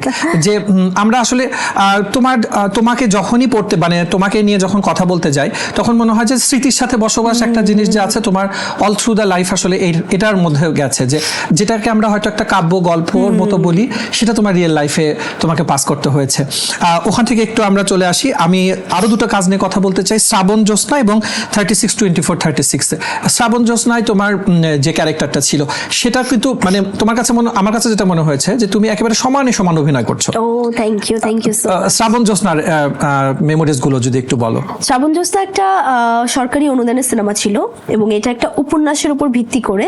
এটা হচ্ছে ইমদাদুল হক মিলন স্যারের একটা উপন্যাস, এবং আমার প্রথম কোনো নায়িকা হওয়ার পরে কোনো উপন্যাসের ক্যারেক্টার করা। এই জায়গা থেকে একটা অনেক বড় চাপ ছিল, যে উপন্যাসটা তো আমরা সবাই পড়ি, কিন্তু আমরা কিন্তু বেশিরভাগ যেটা হয়, উপন্যাস পড়ার পরে স্ক্রিনে কোনো কিছু দেখতে গেলে কিন্তু বেশিরভাগই আমাদের তখন আমরা চিন্তা করি যে হ্যাঁ ভিজুয়ালাইজেশনটা আসলে প্রপারলি হচ্ছে কিনা। তো যখন আমি এটা প্লে করছি যে আচ্ছা এক একজন পাঠ্য বইয়ের এক একজন যখন যারা পড়েছে রিডার তারা এক এক রকম চিন্তা করেছে, এক এক রকম ভিজুয়াল করেছে, তাদের সাথে কি আদৌ আমার এই ভিজুয়ালটা যাচ্ছে, তারা কি নিতে পারবে?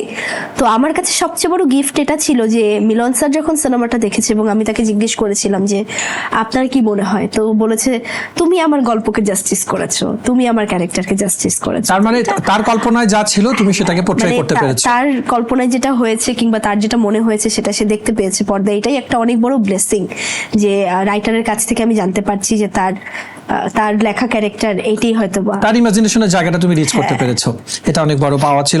36/24 টা বেশ আলোচিত একটা কাজ ছিল এবং সেটার সাথে কিন্তু আবার একটা স্যাডনেস যে কারিনার সাথে তোমার স্মৃতির যে তোমাদের শুটিং সময়ের, ওকে খুব জলি মনে হতো যে ক্যামেরার সামনে ভীষণ প্লেফুল একটা মেয়ে। কারিনা আপু ওয়াজ আ ফুল অফ লাইফ, মানে ওকে দেখলে মনে হয় যে কিভাবে আসলে একটা মানুষ হাসি খুশি ভাবে বাঁচতে পারে। 24/7 শুট করছে, ওখানেই বসে নাচছে, ওখানেই বসে গান গাচ্ছে, ওখানেই হাসাহাসি করছে এবং সবাই যখন সেটের ঘুমিয়ে পড়ছে টায়ার্ড তখন সে একটা মাইক নিয়ে সে একটা স্পিকারের মধ্যে মাইক কানেক্ট করে চিৎকার করে সবাইকে ঘুম থেকে উঠে ফেলছে, উঠো উঠো শট নিতে হবে, মানে ফুল অফ লাইফ বলতে আমরা যেটা বুঝি। ওর সাথে আমি 7 দিন একটা রিসোর্টে ছিলাম, ওই রিসোর্টে থেকে আমরা পুরো শুটিং শেষ করেছি। ওই এক্সপিরিয়েন্সটা আমার কাছে খুবই ভালো, কারণ 36/24 কাজটা দেখলেও কিন্তু বোঝা যায় যে কতটা এন্টারটেইনিং একটা কাজ, খুব entertaining কাজ ছিল, ডিফারেন্ট একটা কাজ হ্যাঁ। এখনকার ঘরানার কাজ না। থেকে একদমই কিন্তু আলাদা। আলাদা। সো পুরো কাজটা করতেও আসলে খুব এন্টারটেইনিং ছিল। পুরো টিমটা অনেক বেশি চার্জেবল টিম ছিল, মানে তারা সহজে ঘুমাতো না, সহজে তারা টায়ার্ড হয় না এরকম। সো আমারও কাজ করতে খুব ভালো লেগেছিল এবং কারিনা আপুর সাথে কাজ করেছি, ওরও এটা প্রথম সিনেমা। সো আমার একটা জিনিস চিন্তা করলে ভালোও যেমন লাগে আবার কষ্টও লাগে, সেটা হচ্ছে যে ওর সবচেয়ে বড় যেই জিনিসটা মেমোরি হয়ে থাকবে ওর একটা প্রথম সিনেমা, সেটাতেই আমি ওর সাথে থাকতে পেরেছি। এটা যেমন ভালোও লাগে আবার খারাপও লাগে যে ওর এত একটাই তাড়াতাড়ি সিনেমা, memories এত হয়ে গেল। তাড়াতাড়ি সে চলে গেল এবং খুব শুনলে অবাক হবে, ও অসুস্থ হওয়ার 7-8 দিন 10 দিন আগে ওর সাথে আমার ফোনে কথা হয়েছে। সে ফোনের মধ্যে আমাকে বলছিল, দেখি তোমার নেক্সট সিনেমা কবে আসবে, আমি কিন্তু দেখতে যাব, প্রথম শো দেখতে যাব, আমি কিন্তু তোমার কি কোনো গান আছে, তোমার গান থাকলে লিঙ্ক পাঠিয়ে দিবা, আগে কিন্তু আমি কিন্তু অনেক ভিডিও করব তোমার গানে, আমি কিন্তু নাচবো, আমি কিন্তু এটা করব, মানে বিভিন্ন রকম প্ল্যানিং। তো আমি আবার বলছি যে আমরা কি কাজ করব না একসাথে? তো বললো হ্যাঁ, তুমি এর মধ্যে কবে অফিসে আসবো বলো, কিছু স্ক্রিপ্ট আছে, চলো আমরা ডিসকাস করি, এটাও সে আমাকে বললো। তো আমি বললাম যে ঠিক আছে, আমি একটা শুটিংয়ে ব্যস্ত, আমি কিছুদিনের মধ্যে ফ্রি হয়ে আমি তোমাকে ফোন দিব। এবং আসলে যখন ফোন দেওয়ার সময়টা ঘনিয়ে আসছিল তখনই সে অসুস্থ হয়ে গেল, যেটা আসলে আমি দেখে প্রথমে তো বিশ্বাসই করতে পারিনি। তারপরে এখনো খুব খারাপ লাগে যে আসলে এটা তো কোনো বয়সই না চলে যাওয়ার, সেখানে সে আমাদেরকে এত কম বয়সে এত এত মেমোরি দিয়ে গেছে, এত এত স্মৃতি দিয়ে গেছে, হয়তো এই স্মৃতিগুলো দিয়ে আমরা বাকি জীবন কাটিয়ে দিতে পারি। রাইট। এবং তোমাদের জেনজিদের মধ্যে যে একটা জিনিস দেখা যায় যে তুমি নিজেও কিন্তু আরেকজন আর্টিস্টকে ফোন করে বলছো যে আপনার কি প্রমোশন আসবে, একই কথা বলছিল কারিনার ক্ষেত্রে। তোমাদের মধ্যে জেলাসিটা মনে হয় একটু কম, তোমরা মনে হয় সবাই একসাথে একটু কম্বাইন্ড হয়ে প্রমোশনাল করা বা একটা কাজ নিয়ে সামনে আসা, এই কারণে কিন্তু দেখা যায় যে খুব কম সময় সোশ্যাল মিডিয়াতে সেটা খুব তাড়াতাড়ি পৌঁছে গেছে। এই জিনিসটা তোমাদের মধ্যে আসলে অনেক একটা পজিটিভ ভাইব। হ্যাঁ, আমি আল্লাহর রহমতে এদিক দিয়ে আমি অনেক লাকি যে আমার আশেপাশের মানুষগুলো আসলে সবসময় আমাকে এই হেল্পটা করে এসেছে। Supportive, very supportive.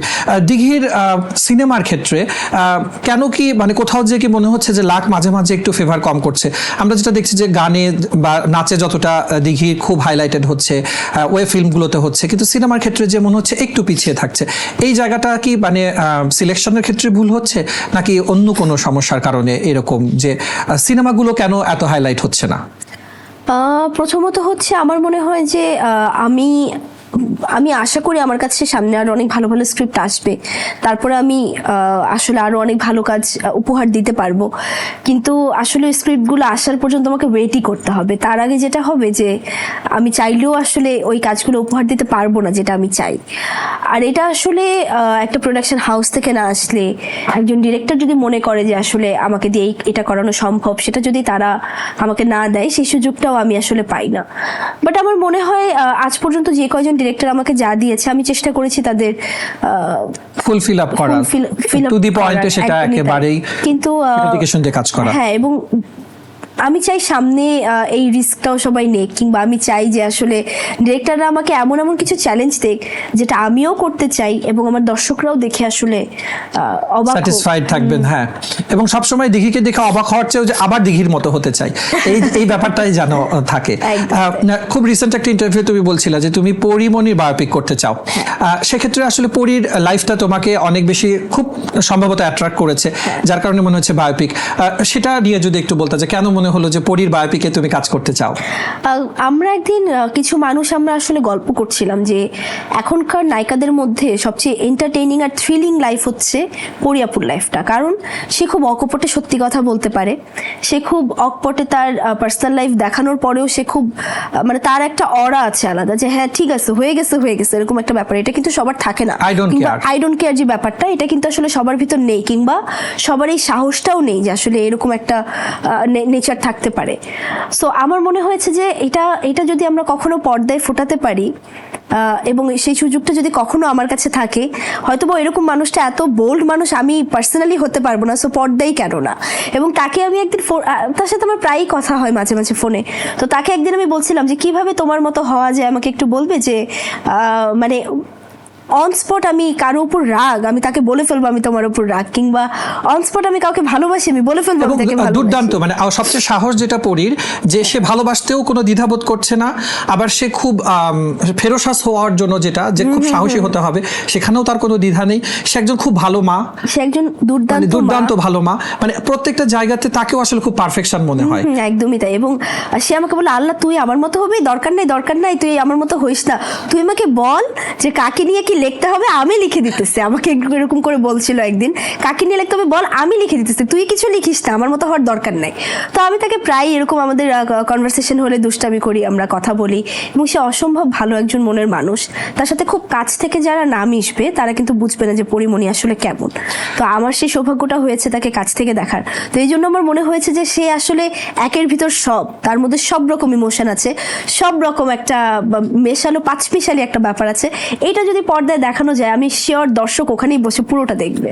এবং খুব ইন্টারেস্টিং একটা ব্যাপার হচ্ছে তুমি যেভাবে পরীকে দেখেছো, তোমার পার্সোনাল লাইফে সে 3.5 বছর থেকে নিয়ে এখন এবং নেক্সট জার্নি, এটাও কিন্তু একটা সিনেমা হতে পারে, দুর্দান্ত সিনেমা হতে পারে। যারা স্ক্রিপ্ট লেখেন, যারা ডিরেক্টর আছেন, আমার মনে হয় যে তারা যদি এটাকে পোর্ট্রে করতে চান যে একটা স্টার কিড এই পর্যন্ত, এবং শুধু স্টার না, আমাদের এই জেনারেশনের কিন্তু দেখা যায় যে ছেলে মেয়েদের প্রচুর ডিপ্রেশন থাকে, তারা খুব লোনলি, খুব সহজেই জীবনে হেরে যেতে চায়।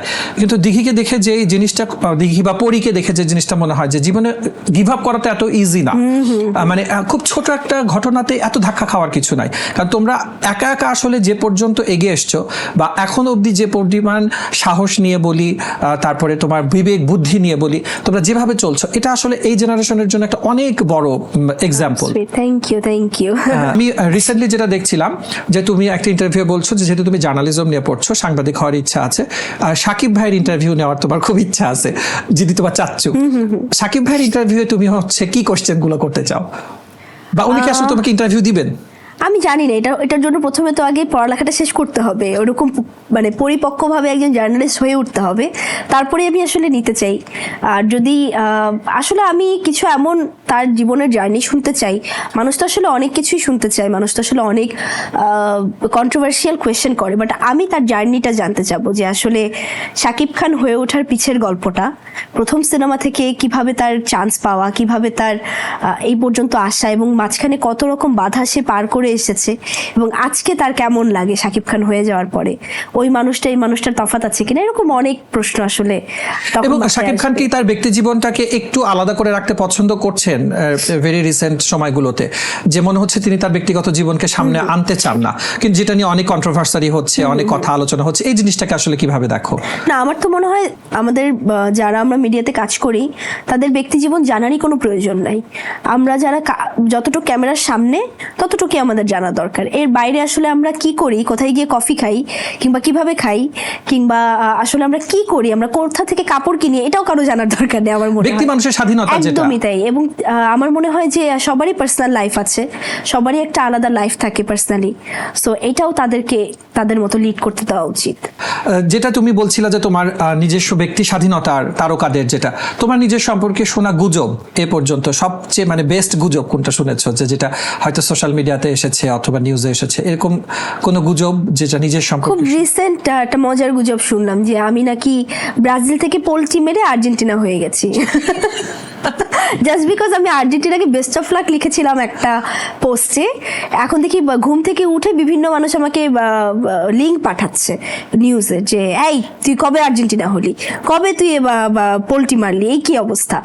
খুব ভুল না করলে কাল বেলার একটা পোস্টে দেখেছিলাম, এবং আমি আচ্ছা মানে এখন শুভকামনাও জানাতে পারবো না। আমার মনে হচ্ছিল যে যেহেতু আমি যেহেতু ব্রাজিল সাপোর্ট করি, আমার মনে হয় এখন ঝগড়াই করতে হবে, এরকম একটা অবস্থা। তো বিষয়টা একদমই এরকম না। আমি যেমন CR7 এর ভক্ত, আমি মেসির ভক্ত, আমি নেইমারের ভক্ত। আমি আসলে প্রত্যেকটা দলেরই এরকম বিভিন্ন ইন্ডিভিজুয়াল কিছু প্লেয়ার থাকে, কিংবা প্রত্যেকটা দলের জন্য আমার শুভকামনা থাকে। কারণ আমার ভক্তরা আছে যারা হয়তো বা আর্জেন্টিনা সাপোর্ট করে, এখন তাদেরকে তো কখনোই আমি চাবো না তাদের মন খারাপ হোক, তাদের জন্য শুভকামনা থাকে। এবং যেমন CR7 আমার খুব প্রিয় প্লেয়ার, তার জন্য সবসময় আমার শুভকামনা থাকে। আমি এগুলো আসলে মাঝে মাঝে সোশ্যাল মিডিয়াতে কিছু পোস্ট দিয়ে আমি শুভকামনাটা জানাতে পছন্দ করি যে হ্যাঁ আমার ইনি প্রিয়, কিংবা আমি এই প্লেয়ারকে খুব সাপোর্ট করি। বাট এমন না যে আমি পোল্ট্রি মেরে ফেলছি, আমি এখনো ব্রাজিলে আছি। একদমই আমি একটা দলের সাপোর্টার বলেই যে আমি কাউকে শুভকামনা দিতে পারবো না, ব্যাপারটা তো এরকম না। সো দর্শক, যেটা আমি জানাতে চাই সেটা হচ্ছে দিঘি কিন্তু ব্রাজিল, মনে প্রাণে জীবনে মরণে দিঘি ব্রাজিল, রাইট? একদমই। সো ওই কনফিউশন চলে যাচ্ছে, এবং আমি নিজেও ব্রাজিল, তো যার কারণে ব্রাজিল ভক্তদেরকে দেখলেও ভালো লাগছে। আমরা আসলে একটু বনেদি বংশের বনেদি ব্যাপার আছে, এই ব্যাপারটা ওখানে থেকে যাচ্ছে। এটা তো তুমি রিসেন্ট গুজব বলছিলা। অনেকেই কিন্তু যেটা বলে যে মানে তারকাদেরকে নিয়ে যে ও এত টাকা কোথায় পায়, ও এত পয়সা নিয়ে কিভাবে চলে, ওর এত গাড়ি বাড়ি কোথা থেকে হলো। এই জিনিসটা নিশ্চয় নিজেও ফেস করেছো, যে অনেক সময় শুনতে হয়েছে যে দিঘির কি এত ইনকাম যে দিঘি এই লাইফস্টাইলটা লিড করে। এই ব্যাপারে কি তুমি বলবা যে তোমার মানে নিজের অনেক বছর ধরে তুমি নিজে কাজ করছো, একেবারে 3 বছর বয়স থেকে রেমুনারেশন পেয়ে তুমি কাজ করছো, এইটা নিয়ে যদি একটু তুমি ডিটেল বলতা যে তোমার বর্তমান যে ব্যাংক ব্যালেন্স অথবা তোমার নিজের একার মতো করে চলার এইরকম অ্যাবিলিটিটুকু তোমার হয়েছে কিনা? আল্লাহর রহমতে হ্যাঁ হয়েছে, অবশ্যই হয়েছে। এবং আমি চাই এটা আসলে দিনে দিনে আসলে আরো বাড়ুক। মানে এটা তো সবারই ইচ্ছা যে আমার জিনিসটা আরো আমি যাতে উন্নতি করতে পারি আমার জায়গা থেকে। এটা তো অবশ্যই হয়েছে। এবং আমি পার্সোনাল লাইফে খুব সিম্পল থাকতে পছন্দ করি, যার জন্য আমি এরকম আসলে হতে দিতে চাই না যে মানুষ বলুক যে ও মা এটা কোত্থেকে হলো, এটা কিভাবে হলো। আমি যতটুকু এফোর্ড করতে পারবো, আমি ঠিক একদম অকপটে বলতে চাই যে আমি এতটুকুই পারবো ভাই, এরপরে পারবো না।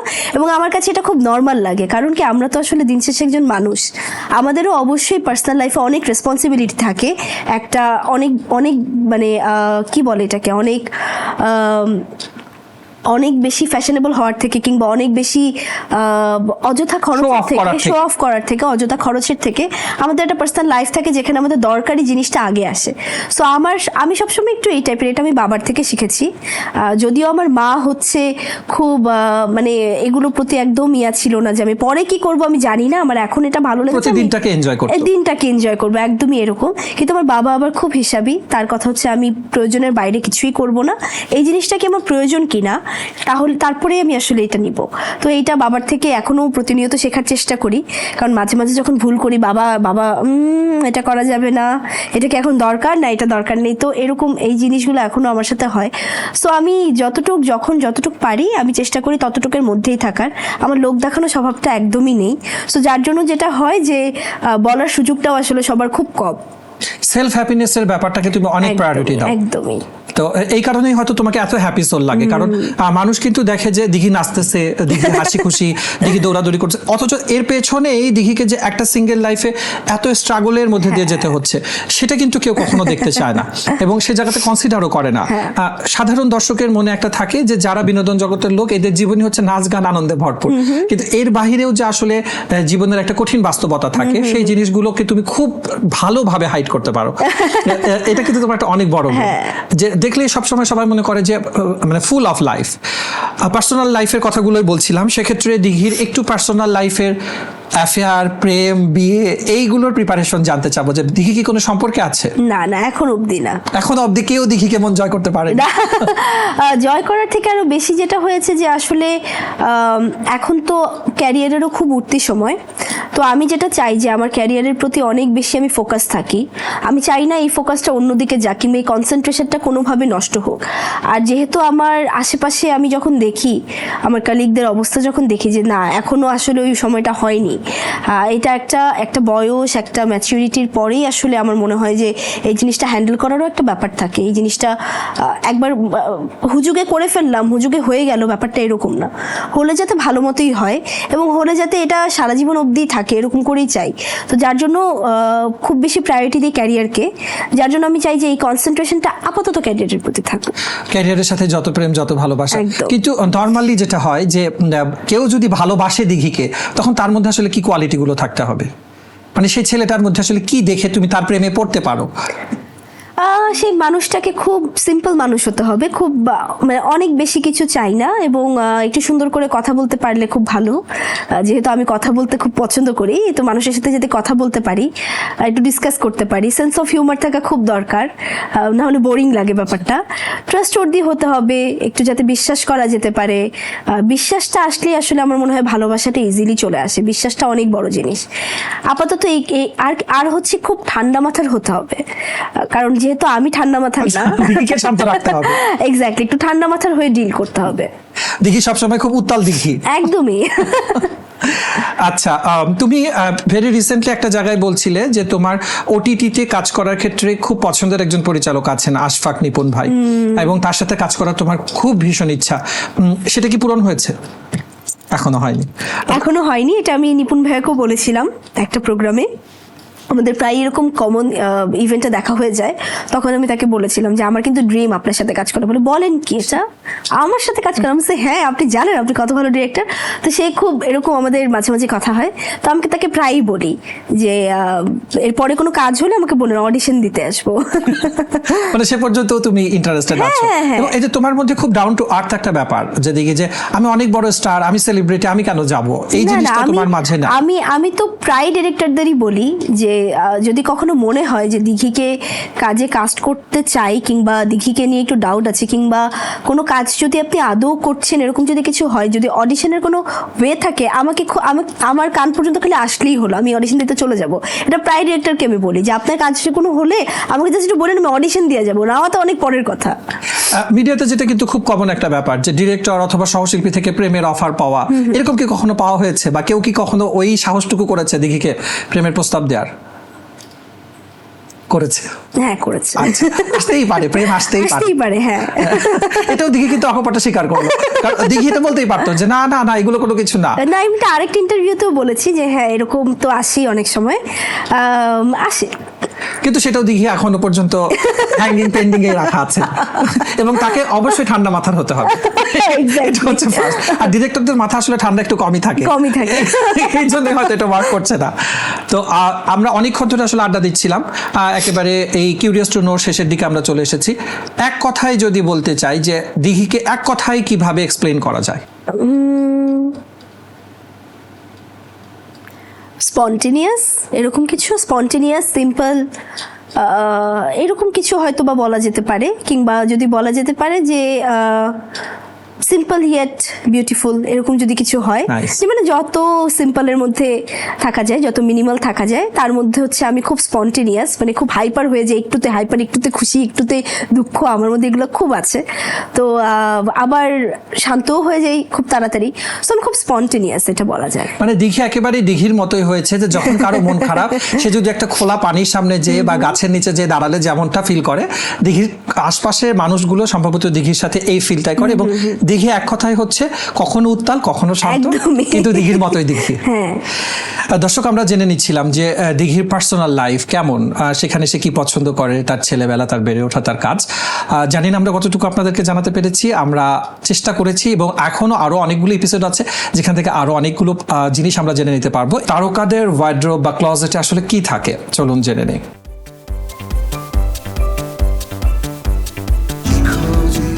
সেন্সেশন ক্লাসিক স্ট্রবেরি ও কফি ভ্যারিয়েন্টে দিঘির আজকের যে সাজ পোশাকটা, শাড়ি পরতে কি বেশি পছন্দ করো? শাড়ি আমার খুব প্রিয় একটা পোশাক, এবং আমি আমার যে কোনো স্পেশাল ডে, স্পেশাল ওকেশন কিংবা আমি খুব মানে শাড়ি পরতে পছন্দ করি। মনে হয় যে কোনো এরকম একটা কোথাও যাচ্ছি যেখানে আসলে আজকে আমি চাই আমাকে একটু বেশি সুন্দর লাগবে, তখন আমি শাড়িটা পরি। থ্যাংক ইউ কালবেলাকে স্পেশাল মনে করার জন্য অনেক অবশ্যই। ধন্যবাদ। আর সেক্ষেত্রে শাড়ির ক্ষেত্রে দেশীয় শাড়ি পছন্দ নাকি বাইরের শাড়ি, মানে ডিজাইন কোনগুলো পছন্দ হয়? আমার খুব মানে সুতির শাড়ি খুব পছন্দ, এটা আমার খুব পছন্দ, মানে একদম সুতির কিংবা মাসলিন কিংবা এই যে জামদানি পরে আছে এগুলো শাড়ি আমার খুব ভালো লাগে। আর যদি বাইরের বলি তাহলে আমার কাঞ্জিভারমটা খুব প্রিয়, আমার কাতান কাঞ্জিভারম এগুলো খুবই প্রিয় শাড়ি, এগুলো আমি স্টক করতেও পছন্দ করি। তো এর মধ্যেই আমার বেশিরভাগ শাড়ি পরা হয়, মানে আমার অন্যান্য ম্যাটেরিয়ালের শাড়িও কম পরা হয়, আমার ঘুরে ফিরে দেখা যায় সবগুলো এরকম ম্যাটেরিয়ালই। এবং নাটকে কিন্তু বেশিরভাগ দেখা যায় যে খুব স্নিগ্ধ সফট কালারের কিছু শাড়ি তুমি পরছো, যেটা সবসময় খেয়াল করা হয়। সো ওইটা সম্ভবত সারাদিনের শুটিং এ তোমার নিজের জন্য একটু কমফোর্ট হয় যে সুতি শাড়িগুলো পরা, বাট যখন প্রোগ্রামের জন্য তখন প্রোগ্রাম বুঝে সেটা। আমি একটু যদি পার্সোনাল জানতে চাই যে সর্বোচ্চ কত দামের শাড়ি পরা হয়েছে এখন পর্যন্ত? আমি তো বেশিরভাগই কাপড় পরা হয় হচ্ছে আমাদের সব স্পন্সর, তো স্পন্সরে মনে হয় তখন শাড়ি কিংবা অন্যান্য কাপড় মিলে হয়তোবা শাড়ি হয়তোবা পরেছি লাস্ট আমি এই যে সেম ব্র্যান্ডেরই সুরাত ব্র্যান্ডেরই একটা শাড়ি পরেছি, ওইটা অলমোস্ট কত 70-80 মতো হয়তোবা 1000 এরকম হয়তোবা হতে পারে, আই এম নট শিওর, কারণ ও বলছিল আপু এরকমই, যেমন আজকেরটা সকালে একটা পরেছিলাম আরেকটা প্রোগ্রামে, ওইটার যেমন অলমোস্ট 50 or 60K এরকম ছিল। সো এর আশেপাশেই যে জামদানিগুলো পরা হয় এটা 50 and above এরকম। ক্লোজেটে নিজের সংগ্রহে রাখা সবচেয়ে দামি কত, মানে সেই কত দামের কাপড়টা আছে? এটা কি কাঞ্জিভারম নাকি জামদানি, এরকম কোন কালেকশন গুলো আছে? আমার নিজের ক্লোজেটের মধ্যে আমার কাঞ্জিভারম আছে, কিন্তু আমি খুব দামাদামি করি, আমি এত দাম চাইলে কোনোদিন দিব না। তার মানে দেখি খুব বার্গেনিং করে কিনতে পারে। হ্যাঁ খুব আমি খুব, আর হচ্ছে লাস্ট যখন ইন্ডিয়া গিয়েছিলাম তখন দেখা গিয়েছিল একসাথে অনেকগুলো নিয়ে এসেছি, তো ওখানে তো আসলে দামটাও কম পড়ে আমাদের বাংলাদেশ থেকে কেনার তুলনায়, সো দেখা যায় তখন ওই তুলনামূলক অনেক কমে পেয়ে যাই। সেক্ষেত্রে বাইরেও যে দামাদামির একটা অভ্যাস আছে আর এখানে তো করাই হচ্ছে। সো যারা কিন্তু সেলের জন্য আজকে দেখবে তারা বুঝবে যে দিঘির কাছ থেকে এত সহজে না টাকা বের করে পারচেজ করা পসিবল না। একদমই তাই। হ্যাঁ, একটু জুয়েলারির দিকে যাই। জুয়েলারি ক্ষেত্রে ভারী জুয়েলারি পছন্দ নাকি লাইট জুয়েলারি গুলো পরা হয়? আমি তো সবচেয়ে পছন্দ করি জুয়েলারি ছাড়া, মানে আমার একটু বেশি জুয়েলারি হলেই আমার কেমন জানি অস্বস্তি লাগে। যেমন আমি গলায় খুব কম পরি, মানে এটা অনেক কম পরি, এটা যদি কেউ নোটিস করে দেখবে যে আমি গলায় খুবই কম পরি, কানে একটু হয়তো বা পরি আর হাতে মাঝে মধ্যে থাকে, এর বাদ বাকি আমি আমার কাজ ছাড়া এই যে গাড়িতে মানে শেষ করে যখন গাড়িতে উঠবো হয়তো তখনই আমি এইসব খুলে ফেলবো। আমি খুব ওটা একেবারে নরমাল ন্যাচারাল থাকা যায়, ওটাতে রিল্যাক্স ফিল হয়। আজকে যে অর্নামেন্টস গুলো পরা হয়েছে এটা কি স্পন্সরড নাকি? স্পন্সর, আমরা নায়িকারা মানি আসলে বেশিরভাগই স্পন্সর, সো হ্যাঁ জুয়েলারিও স্পন্সর। আচ্ছা, স্পন্সরডের জামা কাপড় জুয়েলারি শখের শপিং আসলে কি করা হয়?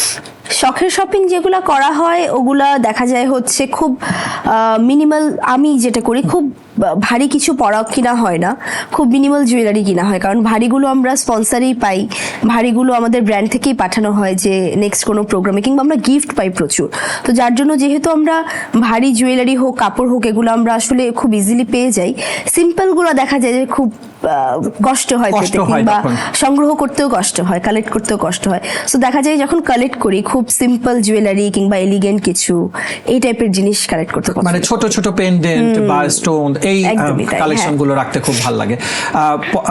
রেগুলার যে ড্রেস গুলো মানে অকেশন ছাড়া রেগুলারে কি ওয়েস্টার্ন বেশি পছন্দ করা হয়? হ্যাঁ, আমি হচ্ছে বাসায় থাকলে I am always on my T shirt, আমি সবসময় অনেক ক্যাজুয়াল, এবং যখন আমি আমার পার্সোনাল কাজে কোনো বের হচ্ছি অর এলস আমি ভার্সিটি যাচ্ছি কিংবা আজকে আমার শুটিং আছে, গিয়ে হয়তো বা আমি শুটিং এর কাপড় পরবো, কিন্তু যাওয়ার আগে যখন যাচ্ছি তখন জিন্স আর যতটা টি শার্ট casual আমার jeans, একদম, t-shirt। আমার এভরিডে কাপড় হচ্ছে জিন্স আর টি শার্ট। হ্যাঁ, এবং ইউনিভার্সিটি লুকেও কিন্তু দিঘিকে এটা দেখা যায় মোস্টলি টাইমে হচ্ছে ব্লু টাইপের জিন্স হয়তো বেশি পড়ছে এবং ওটার সাথে দেখা যায় Wow, white আপনি shirt notice গুলো। করেছেন? হ্যাঁ, হ্যাঁ, আমি তোমার অনেক বড় ভক্ত, যেটা আজকে Oh, হচ্ছে wow, thank পুরো you. গল্পে গল্পে আমরা আরো আসবে, আমরা চলে আসবো, আমরা আচ্ছা। বলবো। এবং আমি সেই পছন্দের জায়গা থেকে আসলে আজকে মানে ভীষণ ইন্টারেস্টেড ছিলাম যে দিঘির সাথে কবে আড্ডায় বসা হবে। How sweet, thank you. তো আমরা ক্লোজেটের ব্যাপারগুলো জানছিলাম। পারফিউমের কালেকশন কেমন, বা পারফিউমের প্রতি কি ধরনের অ্যাট্রাকশন আছে? পারফিউম আমার খুবই প্রিয় একটা জিনিস, মানে খুবই আমি পারফিউম কালেক্ট করতে খুব পছন্দ করি, এবং আমার খুব কাছের মানুষ যারা আছে তারা জানে, এবং দেখা যায় যে বার্থডে কিংবা আমার কোনো ওকেশনে যদি গিফট দিতে হয় তাহলে তারা ট্রাই করে পারফিউমটা দেওয়ার। সো পারফিউম আমার খুব প্রিয়। আমি বিভিন্ন ব্র্যান্ডের পারফিউম হোক কিংবা নন ব্র্যান্ডও হোক, যেটাই হোক, আমার শেলফে থাকলেই আমার ভালো লাগে। পারফিউম দেখতেই ভালো লাগে। হ্যাঁ। জুতো, স্যান্ডেল, এটার বা ব্যাগস, যে অ্যাক্সেসরিজ গুলো আছে, এগুলোর ক্ষেত্রে দেশীয় ব্র্যান্ডকে প্রেফার করা হয় নাকি এক্সক্লুসিভ ব্র্যান্ডগুলো থেকে আসলে কালেক্ট আমি করা সব মিলেমিশে আসলে পড়ি। আমার যে অনেক বেশি এক্সপেন্সিভ কিছু হতে হবে এরকম না, আমার যখন যেটা ভালো লেগে যায়, এটা হচ্ছে ভালো লাগার উপর ডিপেন্ড করে। আর সেটা যদি অবশ্যই খুব এক্সপেন্সিভ হওয়ার পরে যদি আমার সামর্থ্যের মধ্যে হয়, অবশ্যই সেটা আমি নেই। আর যদি চিপের মধ্যেও হয়ে যায় আর পছন্দ হয়ে যায়, তাও আমি নিয়ে নিই। মানে যেটা আমি ক্যারি করতে পারবো, আমাকে Exactly, দেখতে হ্যাঁ, ভালো আমাকে লাগছে, দেখতে ভালো প্রেজেন্টেবল লাগছে, কিনা। হ্যাঁ, একদমই তাই। অনেক কিছু জেনে নিলাম, দর্শকও জেনে গেল। আমাদের অলমোস্ট এই এপিসোডটা শেষের দিকে, আমরা নেক্সট এপিসোডে চলে যাবো। তাহলে একটু দর্শকের কাছ থেকে বলে আসি। Please. দর্শক, ওয়ার্ড্রোব যে সেগমেন্টটা, সেই সেগমেন্ট থেকে কিন্তু আমরা জেনে গেলাম যে দিঘির খুব পছন্দ হচ্ছে পারফিউম। সো যারা দিঘিকে পছন্দ করতে চান অথবা এখনো প্রপোজ করতে চান পারফিউমের কালেকশন, সেটা কিন্তু নিয়ে আসতে হবে দিঘির জন্য। দর্শক, এবার আমরা চলে যাচ্ছি ইনডোর গেমস। চলুন উপভোগ করি দিঘির সাথে ইনডোর গেমস।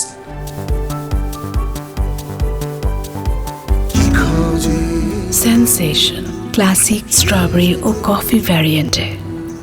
দর্শক, আমরা চলে যাচ্ছি ইনডোর গেমসে। চলুন দেখা যাক যে কতটুকু পারফর্ম করতে পারে দিঘি। আর দিঘি, যেটা বলছিলাম যে এই বাস্কেটে কিছু বলগুলো আছে, এই বলগুলো ফার্স্টে থ্রো করতে হবে, টেবিল টাচ করতে হবে, দেন এই পাত্রের মধ্যে বলগুলোকে রাখতে হবে, লাইক এটা একটা ঠিক আছে। Goal post. Okay. এবং যেহেতু ফুটবল চলছে, দেখা যাক আমরা কয়টা আজকে গোল দিতে পারি।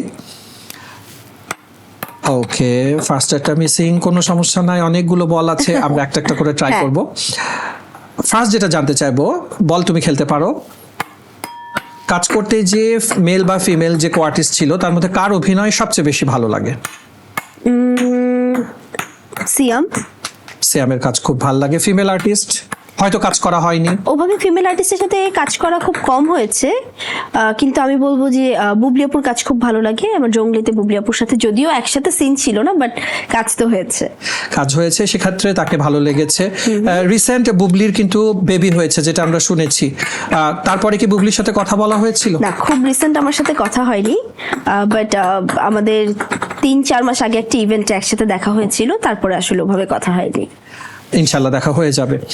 কাজ করতে যে এমন কি কোনো মেমোরিজ আছে যেটি সবসময় মনে পড়ে? কাজের বিভিন্ন ক্ষেত্রে বিভিন্ন রকম মেমোরিজ। এখন হচ্ছে কখন কোন মেমোরিটা মনে পড়বে এটা জানি না, বাট কাজের উপর ডিপেন্ড করে। ওকে, তাহলে খেলতে খেলতেই যদি কিছু একটা এখন মনে চলে আসে, সেটা ছোটবেলার হতে পারে, এখনকার হতে পারে, যে কোনো। খেলতে খেলতে মনে পড়ছে যে আমি শুটিং এ এরকম নিয়ে যেতাম, আমার খেলার জিনিসপত্র নিয়ে যেতাম, কারণ আমার যেহেতু বাসায় সময় হতো না, আমি শুটিং এ বসে সময় পেলে খেলে ফেলতাম। আমি আমার ওই যে থাকে না মেয়েদের যে রান্না, এগুলো থাকে না, হাঁড়ি পাতিল, এগুলো নিয়ে যেতাম আমি। হ্যাঁ, এবং আউটডোরে গেলে আমার মা এগুলো আলাদা একটা প্যাকেট করে নিয়ে যেত, ওখানে খেলতে হবে। হ্যাঁ, মানে স্পটই তোমার হচ্ছে ঘর বাড়ি সংসার এরকম। আচ্ছা, তোমার লাইফের টার্নিং পয়েন্ট কোনটা ছিল? আমার লাইফের টার্নিং পয়েন্ট আমার শুরু থেকে আমি বলবো টার্নিং পয়েন্ট, মানে আমি যখন থেকে মিডিয়ায় কাজ করা শুরু করি, এটাই একটা টার্নিং পয়েন্ট। তারপরে যখন যে বাকে যাচ্ছ তখন সেখানে টার্ন করতে হচ্ছে। এখনকার সময়ে যারা আসলে কাজ করছে, হ্যাঁ, এর মধ্যে এখন অবধি কার সাথে অভিনয় করা হয়নি, স্ক্রিন শেয়ার করা হয়নি? শরীফুল রাজের সাথে এখন অবধি স্ক্রিন শেয়ার করা হয়নি। নিশো ভাইয়ের সাথে কি স্ক্রিন শেয়ার করা হয়েছে? তার সাথেও হয়নি। আপনার নিশো এবং শরীফুল রাজ, এই দুজনের সাথে এখনো বাকি আছে। যে কোশ্চেনটা তোমাকে সব খুব কমন এবং তোমার প্রিয় মানুষ খুব সম্ভবত এখন অবধি তোমার মায়ের চেয়ে বেশি কেউ না, সেক্ষেত্রে মায়ের সাথে কাটানো একেবারে লাস্ট কোন স্মৃতিটা মাথার মধ্যে সব সময় মাঝে মাঝে ভেসে ওঠে? মার সাথে তো অনেক অনেক স্মৃতি, তারপরে যদি বলি যে আসলে চাচ্চু ছবির সময় একটা স্মৃতি ছিল। ওই সময় একটা সিকোয়েন্স ছিল আমার, আমি মার সাথে আমি হচ্ছে জাজের সাথে কথা বলছি, তো আমার মা হচ্ছে একটা বেঞ্চের উপর দাঁড়িয়ে আমি কথা বলছি, তো আমার মা ওই বেঞ্চের নিচে বসে আমাকে প্রম্পটিং করে দিচ্ছিল যে আমি যাতে ডায়লগ ভুলে না যাই, কারণ অন্য কেউ ডায়লগ বললে আমি আবার বলছি না, আমার মা বললে আবার আমি বলছি, তো যার কারণে তিনি বেঞ্চের নিচে বসে প্রম্পটিং করছেন। এইটা খুব মনে পড়ে। আসলে একটা মার মানে কত ধরনের স্যাক্রিফাইস আসলে মা। থাকতে পারে, এটা মানে লিমিট ক্রস করে যাওয়া স্যাক্রিফাইস বলবো আমি, যে তিনি চেয়েছিলেন বলেই আজকে দিঘি এখানে। একদমই তাই। মা ভালো থাকুক, মার জন্য অবশ্যই অনেক দোয়া। ওখান থেকে একটু চলে আসবো, প্রিয় রং কি? আমার প্রিয় রং 3টা, সাদা, কালো, নীল। সাদা, কালো, নীল, বাহ, খুব কম। Common। দিঘি তো মানে খুব চালাক যে ও কোনো রঙে স্পেসিফিক থাকতে চাইলো না। না মানে এই 3টা রং আমার ঘুরে ফিরে পরা হয়। আমার সাদা কালো খুব পরা হয়, মানে আমার ক্লোজেটে সবই বেশিরভাগই সাদা আর কালো, আর নীল রংটাও আমার খুব প্রিয়। হয়তো বা এই দুইটার থেকে একটু কম পরা হয়, বাট তাও পরা হয়। নীল রংটা খুব প্রিয়। নীল কি বেদনার রং নাকি ভালোবাসার রং, কি মনে হয়? ফ্রেশ, নীল মানে ফ্রেশ। ও ফ্রেশ, ফ্রেশ, আচ্ছা ঘুম ফ্রেশ। থেকে উঠলাম ফ্রেশ লাগছে, এটাই নীল। আচ্ছা, প্রিয় খাবারটা একটু জানতে চাইবো। আমার প্রিয় খাবার হচ্ছে, যেহেতু আমি বলেছি যে আমি অনেক কমফোর্টেবল ফুডের দিকে, সো আমি ভাত ভর্তা খেতে খুব পছন্দ করি, আমি বিরিয়ানিও খুব পছন্দ করি, আবার আমার যদি আমি বলি ফাস্ট ফুডের মধ্যে তাহলে আমার বার্গার খুব প্রিয়। বার্গার লাভার। হ্যাঁ। তাহলে সো কেউ যারা নতুন বার্গারের দোকানে আসতেছে লঞ্চিং এর জন্য কিন্তু দিঘির সাথে কমিউনিকেট করতে পারেন, কারণ দিঘি এটাতে খুব লাইভ একটা রেসপন্স করে হ্যাঁ। দিবে এবং তারপর প্রিয় খাবারটা খাওয়াও হয়ে যাবে। বাবা ছাড়া পছন্দের মানুষ আর কে আছে? বাবা ছাড়া পছন্দের মানুষ আমার ভাই। আমার ভাই আমার খুব পছন্দের একটা মানুষ, ও অবশ্যই। আচ্ছা, তারপরে এখন অবধি তো ডেস্টিনেশন মানে আমরা যেটা জানছিলাম যে ট্রাভেল ডেস্টিনেশন পূরণ হয়নি, কিন্তু যেখানে ঘোরা হয়েছে সেখানের মধ্যে বেস্ট ট্রাভেল ডেস্টিনেশন কোনটা দেখা? আই গেস আমার দেখা one of the most expensive and nice country হচ্ছে অবভিয়াসলি ইউএসএ। ইউএসএতে আমার অনেকগুলো স্টেটেই ঘোরা হয়েছে, so USA is a very favourite place. আর তার থেকেও বড় যদি বলি যে খুব কমফোর্ট প্লেস, তাহলে কলকাতা অবভিয়াসলি। ও, কলকাতা খুব ভালো লাগে। আমার খুব ভালো লাগে, নিজের কাছে নিজের মতো মনে হয়। নিজের মতো মনে হয়, এক্স্যাক্টলি। আর আমাদের দেশের নায়কের বাইরে বলিউড বা হলিউডের কোন নায়ককে খুব পছন্দ? রণবীর কাপুর। ও, রণবীর কাপুর। এটা আবার জিজ্ঞেস করা লাগে? হ্যাঁ, এটা তো এখানেই এটা তো answer। দিঘির বিভিন্ন জায়গাতেও আমরা হ্যাঁ। দেখেছি যে রণবীর কাপুরকে দিঘির জীবনে একবার হলেও সামনে চায়। সামনে চাই, একবার হলেও দেখতে চাই। আমার মনে হয় আমি ফেইন্ট হয়ে যাব, তারপরও আমি দেখতে চাই। সেক্ষেত্রে আলিয়া ভাটের সাথে কিছু তখন একটা কম্পিটিশন করতেও হবে, ওফো। সেটা থাকতে পারে। সবার লাস্ট যে আলাদিনের, যেটা আমরা বলি যে আলাদিনের একটা প্রদীপ, এটা যদি 3টা উইশ বলা হয়, তুমি কোন উইশটা করবা, মানে কোন 3টা উইশ তোমার থাকবে জিনির কাছে? আপাতত মনে হয় আমার উইশ থাকবে যে আমাকে অনেক ভালো অভিনেত্রী করে দাও। মানে এমন না যে আসলে আমার অনেক কাজ আসুক সামনে, ব্যাপারটা এরকম না, বাট আমি একজন অভিনেত্রী হিসেবে ভালো অভিনেত্রী হতে চাই, যে আমার যেই কাজটাই সামনে আসুক সেটাই যাতে আমি খুব ইজিলি করে ফেলতে পারি এবং আমি খুব ভালো অভিনয় করতে পারি। আপাতত এইটা। তারপরে হচ্ছে আমি খুব মানে খুব হেলদি একটা লাইফস্টাইল চাই। মানে হেলদি বলতে আমি সারাটা জীবন খুব হাসি খেলে মজা করে কাটিয়ে দিতে চাই। এটা যাতে আমার সবসময় অব্যাহত থাকে, এটা যাতে সবসময় এরকমই থাকে, এটা যাতে চেঞ্জ না হয়। আর হচ্ছে আপাতত আমার মনে হয় যেহেতু সিনেমার মানুষ, অনেক কিছু সিনেমা রিলেটেডই বলছি, তারপর আমি আরেকটা বলবো যে আমি এখন অনেক হল চাই আমাদের দেশে। তাহলে আমার মনে হয় যে সিনেমা হওয়ার চান্সেসটা অনেক বেশি হবে এবং আমরা হয়তোবা ঈদ ছাড়া আমরা আমাদের মতো ফেস্টিভ্যাল করে আমরা সিনেমা আনতে পারবো, যেটা আমাদের খুব দরকার। যিনি 3টা ইচ্ছা জেনে নিল এবং হোপফুলি দিঘি একটা খুব ভালো অভিনেত্রী অবশ্যই হবে, যাকে এক নামে চেয়েও আরো নামে চিনে যাবে মানুষ। এবং অফকোর্স সেই অভিনেত্রী হতে গেলে তো সিনেমা হল লাগবেই, সেটাও যেন হয়ে যায়, সেটাই পূরণ করি। এবং সিনেমার মধ্যে থাকলে দিঘি অবশ্যই সারা জীবনে এমনই হাসি খুশি থাকবে। এই 3টা উইশ দিঘির পূরণ হোক। আমাদের গেমটাও হয়ে গেছে, সেখান থেকে দিঘি বল ডাকতে পেরেছে 3টা। 2টা না 3টা? তিনটা। ওকে, তো so এটাও খারাপ না। এটা ওই যে ব্রাজিল এবং এখন তো আবার 3-এর যুগ আসতেছে এবং 3-এই চলতেছে। হ্যাঁ, ব্রাজিল 3টেই গোল দিল তো না, সেই জন্য আমিও 3টেই ফেললাম। হ্যাঁ, এবং আরেকটা অপোনেন্ট দল কিন্তু হচ্ছে জাস্ট ওই 3টা বিশ্বকাপ 3 স্টার পর্যন্ত আছে, তারা কিন্তু এখনো ফাইনাল স্টারে যেতে পারেনি। সো দিঘিও সেই টার্গেটটা রেখেছে, তিনিই থাকুন। ব্যাপারটা হচ্ছে 3-এই থাকুন। সো থ্যাংক ইউ আমাদের এই সেগমেন্টে পার্টিসিপেটের জন্য। দর্শক, আমরা উপভোগ করলাম ইনডোর গেমস এবং যেখানে খুবই এনজয়েবল একটা মোমেন্ট ছিল। দর্শক, আমরা চলে যাচ্ছি আমাদের পরবর্তী সেগমেন্ট আর্টসে। আর্টস হচ্ছে যে সেগমেন্ট যেখানে আমাদের তারকা অতিথি তিনি ছবি আঁকবেন এবং ছবি আঁকার তিনি সময় পাবেন 4 মিনিট, এবং এই ছবি আঁকার মধ্যেই আমরা তার আরো কিছু ব্যক্তিগত জীবনের গল্প জেনে নিব। এসএমসির ইমার্জেন্সি কন্ট্রাসেপটিভ পিল নরিক্স 1 অরক্ষিত মিলনের 72 ঘন্টার মধ্যে এর একটি মাত্র পিল আপনাকে করবে টেনশন ফ্রি। এসএমসির নরিক্স 1 এক পিলের সমাধান। চলুন দর্শক, তাহলে আমরা উপভোগ করি আর্টস এপিসোডটি। দেখি এখানে একটা বোর্ড আছে এবং খুবই সারপ্রাইজিং যে তোমাকে এই ছবিটা আঁকাতে হবে। আমি না ছবি আঁকতে একদমই পারি না। যতটুকু পারো চেষ্টা করতে পারো। এটা কিন্তু তোমার খুব ফেভারিট একজন পার্সন। অবশ্যই আমি যদি ছবি আঁকতে যাই তাহলে আমি শিওর যে শাহরুখ খানের চেহারা চেঞ্জ হয়ে যাবে। সো আমি বেটার ওর শার্টটা একটু সুন্দর করে কালার করে দিতে পারি। একটু চেঞ্জ হতেও পারে। আচ্ছা, তোমার যেভাবে তুমি কমফোর্ট করো চেঞ্জ করতে, কারণ আমি একদমই ছবি আঁকতে পারি না, ট্রাস্ট মি। তাহলে সেক্ষেত্রে কালার করতে পারে। আর এর মধ্যে আমরা আরো কিছু জিনিস জেনে নিতে চাবো। দিঘি জীবনে আসলে শুরুতে কি হতে চেয়েছিল? ডাক্তার হতে চেয়েছিল। কেন হওয়া হয়নি? ডাক্তার হওয়া হয়নি, প্রথমত আমি ডাক্তার হতে চেয়েছিলাম। আমি বলতাম যে আমি ডাক্তার হয়ে বড় হয়ে মাকে চিকিৎসা করব, কারণ আমার মা যখন অসুস্থ হয়ে যেত ছোটবেলায় আমি এটা খুব বলতাম। পরে আস্তে আস্তে না ইচ্ছাটা আসলে খুব মরে গেছে, মানে ইচ্ছাটা আর আগের মতো হয়ে ওঠেনি। আচ্ছা, আমরা ওখান থেকে একটু চলে আসি যে আবার দিঘির প্রেম নিয়ে কিন্তু মানুষের প্রচুর আগ্রহ। কতগুলো প্রেমের অফার এই পর্যন্ত দিঘি পেয়েছে? গোনা হয়েছে? গোনা হয়নি, বাট ভালোই পেয়েছে আই গেস। মানে এটা খারাপ না, প্রেমের বাজারে বেশ এখনো পর্যন্ত দিঘি গিয়ে আছে। এটা আশাও ভালোই লাগে। এবং সেক্ষেত্রে এখন কিন্তু চিঠির যুগ নাই, এসএমএস এর বা টেক্সটের যুগ। সেটা কি পাওয়া হয়? সবই পাওয়া হয়। সেটা কি পড়তে ভালো লাগে? হ্যাঁ। এবং কখনো কি মনে হয় যে আচ্ছা পড়েছি একটু তারপরে রিপ্লাই করি?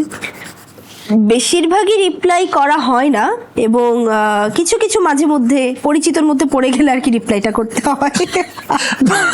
মানে তখন তুমি সেটা প্রেমের খাতিরে, মানে প্রেমের যে কার্টিসি সেটা মেনটেন করার খাতিরে হয়তো তুমি তাকে কিছু দিচ্ছ। এই যে তুমি পড়াশোনা করছো বা কাজ করছো, সেক্ষেত্রে কখনো বন্ধুর প্রেমে পড়া হয়েছে কি? কখনো না, বন্ধুকে বন্ধুই মনে হয়। হ্যাঁ, বন্ধু সবসময় বন্ধু। তোমাকে কখনো গিফট প্রেম হিসেবে কে কোনো গিফট দিয়েছিল কিনা? প্রেম হিসেবে আসেন মানে তোমাকে প্রপোজ করতে যে গিফট দেওয়া, বা মানে তোমাকে কনভিন্স করতে চাচ্ছে এরকম কোনো গিফট? না, এরকম কোনো ওভাবে কোনো গিফট পাইনি, এভাবে কোনো গিফট কখনো পাইনি। আচ্ছা, এখন আমরা মানে পার্সোনাল লাইফ, প্রেম, কাজ নিয়ে কথা বলছিলাম। একটু তোমাদের জেনারেশন নিয়ে কথা বলতে চাই যে যারা তোমরা জেএনজি আছো, তোমরা কিন্তু সোসাইটিটাকে অনেকভাবে চেঞ্জ করার জন্য বেশ ড্রিম দেখো যে আগের দিনের যে ধারাগুলো ছিল। তুমি যদি কখনো ধরো তোমাকে একটা পাওয়ার দেওয়া হলো, সেই পাওয়ারে তুমি বাংলাদেশের কোন সিস্টেমটাকে চেঞ্জ করতে চাও? আমি আই গেস আমি ট্রাফিক জ্যাম উঠিয়ে ফেলতে যেতাম, কারণ এটার জন্য হচ্ছে অনেক ঝামেলা হয় আমাদের এক জায়গা থেকে আরেক জায়গা যেতে, যেটা হচ্ছে রাস্তায় এক্স্যাক্টলি, মানে চাইলেও আমি অনেক সময় অন টাইম সব জায়গায় যেতে পারি না। আমার একটু 10 মিনিট হলেও যদি ব্রেক হয়, জিনিসটা তো ব্রেক হচ্ছে। সো আমি ট্রাফিক জ্যাম একদমই উঠিয়ে ফেলতাম। এক্সিলেন্ট। তুমি কখনো সিনেমা হলে, যেহেতু আসলে সিনেমা নিজের সিনেমাগুলো যখন চলেছে তখন গিয়েছো, কিন্তু কখনো পালিয়ে যে কখনো সিনেমা দেখা হয়েছে কিনা? যেটা সাধারণত তোমার বয়সী অনেক ছেলেমেয়েরা কিন্তু স্কুল, কলেজ, কোচিং ফাঁকি দিয়ে সিনেমা দেখতে যায়, এরকম কখনো হয়েছে কি? না, পালিয়ে কখনো যেতে পারিনি, খুব বেশি রেস্ট্রিকশনে থাকতাম। সো পালিয়ে যাওয়ার এটা হয়েই ওঠেনি। তোমার মা বাবার মানে সব ছবি কি দেখা হয়েছে? বেশিরভাগ ছবি, মানে কিছু কিছু ছবি আছে যেগুলো হচ্ছে টিভিতে এবং ইউটিউবে পাওয়া যায়, সেগুলো দেখেছি, অনেকগুলোই অলমোস্ট দেখা হয়েছে। সিনেমা দেখতে দেখতে কি মনে হয় যে এমন কোনো কথা যেটা মাকে বলা হয়নি, বা এখন বড় হয়ে মনে হয় যে আমি মাকে যদি সে কথাটা বলতে পারতাম? হ্যাঁ, মানে আমার মা অ্যাজ আ নায়িকা আমি যতবার দেখি তাকে মুগ্ধ হই, মনে হয় যে হ্যাঁ এই ফ্যাশন তো আমিও করতে পারবো না, কিংবা এই কালারের কাপড়টা সে কিভাবে পরলো, মানে তার কিভাবে মনে হলো যে এই কালারের কাপড়টা পরলেই অনেক বেশি সুন্দর লাগবে। সো এগুলো অনেক চিন্তা ভাবনা এখনো আমার অনেক আসে না, বাট সে এটা খুব ভালো জানতো ওই সময়, যেটা আসলে আমার কাজ দেখলেও বোঝা যায় যে যেহেতু আমার সবকিছু সেই মনিটর করতো, এগুলো খুব, তার ফ্যাশন সেন্স খুব ভালো ছিল। এটা কখনোই বলা হয়ে ওঠেনি। সেই সিলেকশনটা হয়তো দিঘি কিছুটা হলেও পেয়েছে, কারণ আমরা চেষ্টা দিন করি। দিন যত যাচ্ছে আমরা দিঘিকে অনেক ম্যাচিউর দেখছি। আচ্ছা, পালিয়ে ছবি দেখা হয়নি, কিন্তু কখনো কি চুরি করে কিছু খাওয়া হয়েছে? হ্যাঁ হ্যাঁ, চুরি করে খাওয়া হয়েছে। চুরি করে কি কি খেতে পছন্দ করো? চুরি করে খাওয়া হয়েছে অ্যাজ এন আমি যখন খুব বেশি ডায়েটে থাকি তখন দেখা যায় যে আসলে আমার বাসায় ওভাবে খাবারের অভাব থাকে, কারণ বাসায় কোনো খাবারই আনা হয় না, কারণ আমি এখন ডায়েটে আছি। তখন ক্রেভিং হয় খুব। তখন ক্রেভিং হয়, এবং যদি ভুলে ভালে কোনো খাবার চলে আসে এবং সেটা চুরি করে খেয়ে ফেলে এখনো। সেই অভ্যাস থেকে এখনো বের হতে পারোনি। আচ্ছা, আমরা যেটা স্টারদের ক্ষেত্রে এখন একটা একদম রিসেন্ট ট্রেন্ড দেখছি যে অনেক জুনিয়রদের সাথে কিন্তু তারা রিলেশনশিপে হয়তো যাচ্ছেন, যেমন আমরা পাশের দেশের বলিউডে যদি বলি, তোমাকে যদি মানে তোমার চেয়ে বয়সী জুনিয়ররা প্রেমের অফার দেয়, তোমার কি তখন কি মনে হবে যে বয়সটাই ফ্যাক্টর, নাকি আসলে তখন তুমি প্রেমটা বিবেচনা করবে? এখনো তো ওভাবে ভাবিনি জিনিসটা, কিন্তু আমার মনে হয় না বয়সটা কখনোই ফ্যাক্টর ছিল, কারণ একজন ছেলে মানুষের সে যদি 20-25 বছরের নিচে যদি একজন মেয়েকে বিয়ে করতে পারে এবং এটা যদি নর্মালাইজ হয়, আমার মনে হয় উল্টাটাও নর্মালাইজ হওয়া উচিত। হয়তো বা 20-25 বছর না, বাট 4-5 বছর, মানে জুনিয়র এটা কোনো ফ্যাক্ট না, সে মেন্টালি ম্যাচিউরড হলেই হচ্ছে। এক্স্যাক্টলি, সেই জিনিসটাই আছে। আচ্ছা, তোমাকে তো আসলে সবসময়, যেহেতু তুমি স্টার কিড এবং সেখান থেকে এখন ফুল দমে নায়িকা, মানুষ তোমার কাছে আসতে চায়, কথা বলতে চায়, এটাই স্বাভাবিক। কখনো কি এরকম হয়েছে যে তুমি কথা বলতে গেছো পাত্তা পাচ্ছ না, এরকম কি কখনো হয়েছে? না না, এরকম কখনো হয়নি। না না, লাইফে ওরকম কোনো না, না, এক্সপেরিয়েন্স না, কখনো না। আসেনি, বরং মানুষ তোমাকে খুব হাইলি ওয়েলকাম হ্যাঁ, করেছে। হ্যাঁ, ওকে, বিয়ে সংসার নিয়ে তুমি বলছিলা যে এখনই ভাবতে চাও না, কিন্তু যেটা হয় যে আমরা ঘুরতে গেলে কিন্তু অনেকেই চিন্তা করি যে এই জায়গায় হয়তো আমি আমার আফটার ম্যারেজ লাইফ আমি আসবো, বা কোনো একটা খুব পছন্দের হানিমুন প্লেস, এরকম কি সারা মানে দেশ বিদেশে তুমি যখন ঘুরো, তোমার কি কখনো মনে হয়েছে যে আমি এই প্লেসটাতে আমি হানিমুন প্লেসে আসবো, বা পছন্দের খুব ভালোবাসার মানুষকে নিয়ে আসবো, এরকম কোনো পছন্দের জায়গা আছে কিনা? না, এরকম কোনো জায়গা নেই। আমি যতবার ঘুরি আমার মনে হয় আমার নিজের আসতে হবে, এবার বিয়ে করে আসবো না কিভাবে আসবো জানি না, বাট এই দেশ ঘুরতে হবে। যেমন আমার ঘোরার তালিকায় এখনো আছে গ্রিস আছে, স্যান্টোরিনি, গ্রিসে আমি এখনো যেতে পারিনি, সো এটা আমার খুব ফেভারিট একটা প্লেস, আমার ড্রিম, এখানে আমি যাব। আমি এখনো বালি যাইনি, সো এবার এটা বিয়ের আগে হোক আর বিয়ের পরে হোক আমি এটা যাবো। এক্স্যাক্টলি। আচ্ছা, দিঘির ফুড হ্যাবিটে ঝাল খেতে পছন্দ করো? অনেক নাকি অনেক মিষ্টি? বেশি। ও, ঝাল খুব হ্যাঁ, পছন্দ। হ্যাঁ, হ্যাঁ। আর তুমি কি রান্না করতে পারো, নাকি সেটা কুকের উপর ডিপেন্ড করতে হয়? না না, আমি রান্না করতে পারি। রান্না করতে পারো? রান্না কার কাছ থেকে শিখেছো? ইউটিউব। ওরে বাপরে! ইউটিউব দেখে রান্না শিখেছি, এখন অনেক বেশি না, বাট নিজে নিজে এখন রান্না করতে পারি। ও, বিশাল ব্যাপার, মানে দেখি বড় হয়ে গেছে। তাহলে বাসার জন্য কি রান্না করা হয়? আমি আমার খুব হলিডেতে রান্না করি, যেমন এখন আমার কাজ নেই, 4-5 দিন আমি বাসায়, তখন আমি খুব এক্সপেরিমেন্টও করি, আবার আমি রান্নাও করি। যেমন আমার গরুর মাংস খুব ফেমাস, আমি গরুর মাংস রান্না করতে পছন্দ তাহলে তো করি। এখনো কোরবানির যে মাংস আছে দিঘির বাসায় নিয়ে গেলে দিঘি নিশ্চয় রান্না করে খাওয়াবে। হ্যাঁ হ্যাঁ হ্যাঁ, একদম এক্স্যাক্টলি। এটা আমার কোরবানির মাংস খুব ফেমাস, মানে যারা যারা আমার বাসায় ঈদের সময় আসে তারা জানে যে দিঘির হাতের কোরবানির মাংস খেতে হবে। সো এটা গত 3-4 বছর ধরে, এটা কোভিডের পর থেকে আসলে হয়ে আসছে, কারণ কোভিডের সময় আমি রান্নাটা শিখেছি। সো আমি চেষ্টা করি, এখনো চেষ্টা করে যাই। মানে স্টার হলেও সে যতই আপনাদের ক্যামেরার সামনে নায়িকা হোক, দিন শেষে তাকে কিন্তু সে রান্নাঘরেও যেতে সে পছন্দ করে, হ্যাঁ, হ্যাঁ। এবং রান্না করতেও সে পছন্দ করে। ফাস্ট ফুড খেতে বেশি পছন্দ না দেশি ফুড খেতে পছন্দ? আমি সব রকমের ফুডে অনেক বেশি কমফোর্টেবল, আমার ফুডে কোনো সমস্যা নেই, মানে যে কোনো জায়গায় যা পাচ্ছি। হ্যাঁ হ্যাঁ হ্যাঁ, আমি খুব comfortable, very easy going. Almost টাইমটা শেষ হয়ে এসেছে। দিঘি কতটুকু ছবি আমি আঁকাতে লাল রঙের পেরেছে শার্ট পরিয়ে দিয়েছি। আমি একটু দেখতে চাই এবং দর্শককেও দেখাতে চাই, এবং সেক্ষেত্রে একটু সিগনেচারও করতে হবে দিঘি, ও, এখানে okay. নেম সিগনেচারটা করতে হবে।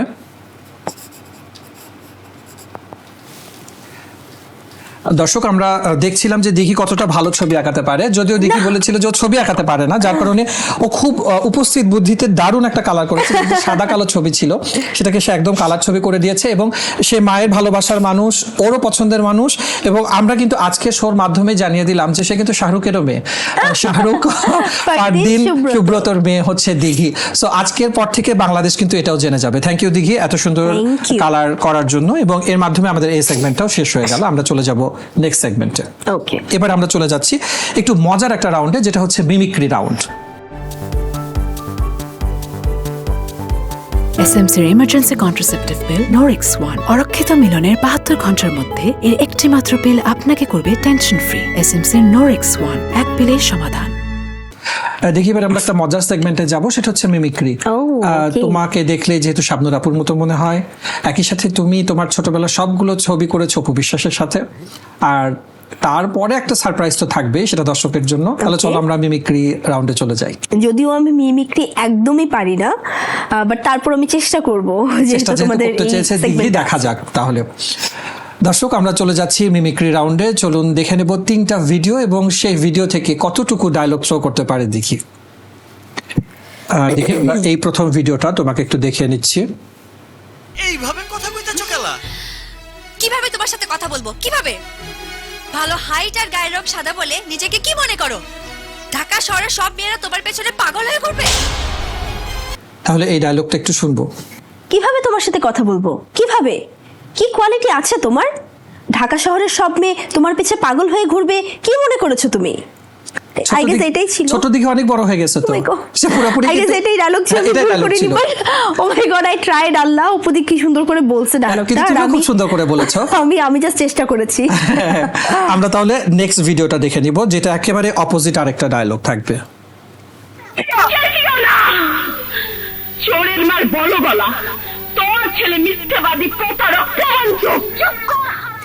ও মাই গড, শাবদুর আন্টি, আমি শাবদুর আন্টির অভিনয় এত ভয় পাই। মানে আমি যদি এখন, আমি ছোটবেলায় অভিনয় করেছি বুঝিনি, বাট এখন যদি কেউ আমাকে শর্ট দিতে দেয় আমি শিওর আমি পারবো না। না, তুমি চেষ্টা করলে পারবে। বাট তারপরও তার ডায়লগ দেওয়া একটা অনেক বড় ব্যাপার, বাট তারপর আমি চেষ্টা করি। আর যে সুন্দর করে সে তার চোখ মুখ কথা বলছিল, বাট দেখা যাক দেখি চোখ মুখ কতটুকু কথা বলে। চেঁচিও না, চোরের মার বড় গলা, তোর ছেলে মিথ্যাবাদী প্রতারক প্রবঞ্চক। Wow, my God. না খুব সুন্দর হয়েছে দেখি, খুব সুন্দর সরি হয়েছে। আল্লাহ, আমি ভয় পাই তাদের ডায়লগ দিতে অনেক। না, কিন্তু আমার মনে হয় যে শাবনূর আপু নিজেও এপিসোডটা দেখলে খুশি হবে যে I wish. দিঘি এত সুন্দরভাবে সে চোখের এক্সপ্রেশনটা দিতে পেরেছে। Okay, thank you, রাগ thank কিন্তু you. চোখ থেকে ঝরে ঝরে পড়ছিল। এবং এবারে যেটা আমি বলছিলাম যে সারপ্রাইজ একটা আছে, দিঘির যে ডায়লগটা একেবারে বাচ্চা থেকে নিয়ে শুরু করে সবাই, বাবা জানো আমাদের একটা ময়না পাখি আছে না, এইটা একটু আজকে লাইভ দিঘির মুখে শুনতে চাই। এই ডায়লগটা এখন আর আসলে ওভাবে দেই না, এখন খুব কমই দেই, কারণ এত বেশি শুনেছে মানুষ, আমার মনে হয় যে অনেক বেশি হয়ে যাচ্ছে। বাট তারপরে যেহেতু এবং তুমি- তখন সে তার মিলাতে চেষ্টা করবে যে ওই দিঘির মতো তো হ্যাঁ, হলো না। হ্যাঁ, হ্যাঁ, যেটা কখনোই সম্ভব না, একবার একটাই হয়। হয়। তারপরে তুমি যেহেতু রিকোয়েস্ট করলে, তাই একটু দর্শকদের আমি শোনাই। বাবা জানো আজকে কি হয়েছে? আমাদের ময়না পাখিটা না, সে আজকে আমার নাম ধরে ডেকেছে, আর এই কথাটা না মা কিচ্ছুতেই বিশ্বাস করছে না। কেমন লাগে বলো তো বাবা? আমি কি তাহলে ভুল শুনেছি? তুমি আজকে বাসায় এসে মাকে অবশ্যই বকে দেবে। আচ্ছা বাবা রাখি, তুমি তাড়াতাড়ি চলে এসো কিন্তু। অসাধারণ দেখি, অসাধারণ। Thank এবং you. এটা আসলে লাইফ টাইমের একটা ইচ্ছাও ছিল যে দিঘির এই ডায়লগটা একেবারে সামনাসামনি লাইভলি শুনবো, এবং আই হোপ যে দর্শকরাও সেটা উপভোগ করছে। সবকিছু মিলিয়ে খুবই দারুণ উপভোগ্য একটা আড্ডা কিন্তু আজকে হয়ে গেল। তারাবেলার মাধ্যমে আমরা চেষ্টা করেছি যে দর্শককে যতটুকু তোমার কথা জানানো যায়, এবং আই হোপ যে দর্শক পুরো এপিসোডটা কিন্তু বেশ ভালো এনজয় করেছে। একদমই তাই, আর আমারও খুব বেশি ভালো লেগেছে তোমার সাথে কথা বলতে, কারণ তুমি এত ইনফরমেটিভ, তুমি এত সুন্দর করে ইনফরমেশন গ্যাদার করেছো যে আমার তোমার সাথে আড্ডা দিতেও ভালো লেগেছে। অনেক ধন্যবাদ। দেখি এবারে সেগমেন্ট হচ্ছে কুইক কুইক থাকবে। আমি কিছু আর্টিস্ট, কো আর্টিস্ট, তোমার কাজের কিছু আর্টিস্টের নাম বলবো, তাদের নামটা শুনে আসলে তোমার কি মনে আসে সেটা একটু আমরা জানবো। আর আগে একটু দর্শককে বলে আসি। ওকে, দর্শক চলুন উপভোগ করি কুইক কুইক সেগমেন্ট। এসএমসির emergency contraceptive pill Norix one অরক্ষিত মিলনের 72 ঘন্টার মধ্যে এর একটি মাত্র পিল আপনাকে করবে টেনশন ফ্রি। এসএমসির নরিক্স ওয়ান, এক পিলের সমাধান। কুইক সেগমেন্টের প্রথমেই যেটা জানবো, দীপজল ভাই, তাকে কিসের সাথে তুলনা করতে হবে? তোমার যা মনে আসে। মানে এটা একটা যে কোনো কিছু, যে এই ফল? নামগুলো হ্যাঁ ফল, এখন Okay. যেহেতু সামার টাইম যাচ্ছে। ওকে, আনারস। আনারস দীপজল ভাইয়ের সাথে। পরিমণি, পরি আপু হচ্ছে ম্যাঙ্গো। ম্যাঙ্গো, খুব মজার। সাকিব ভাই,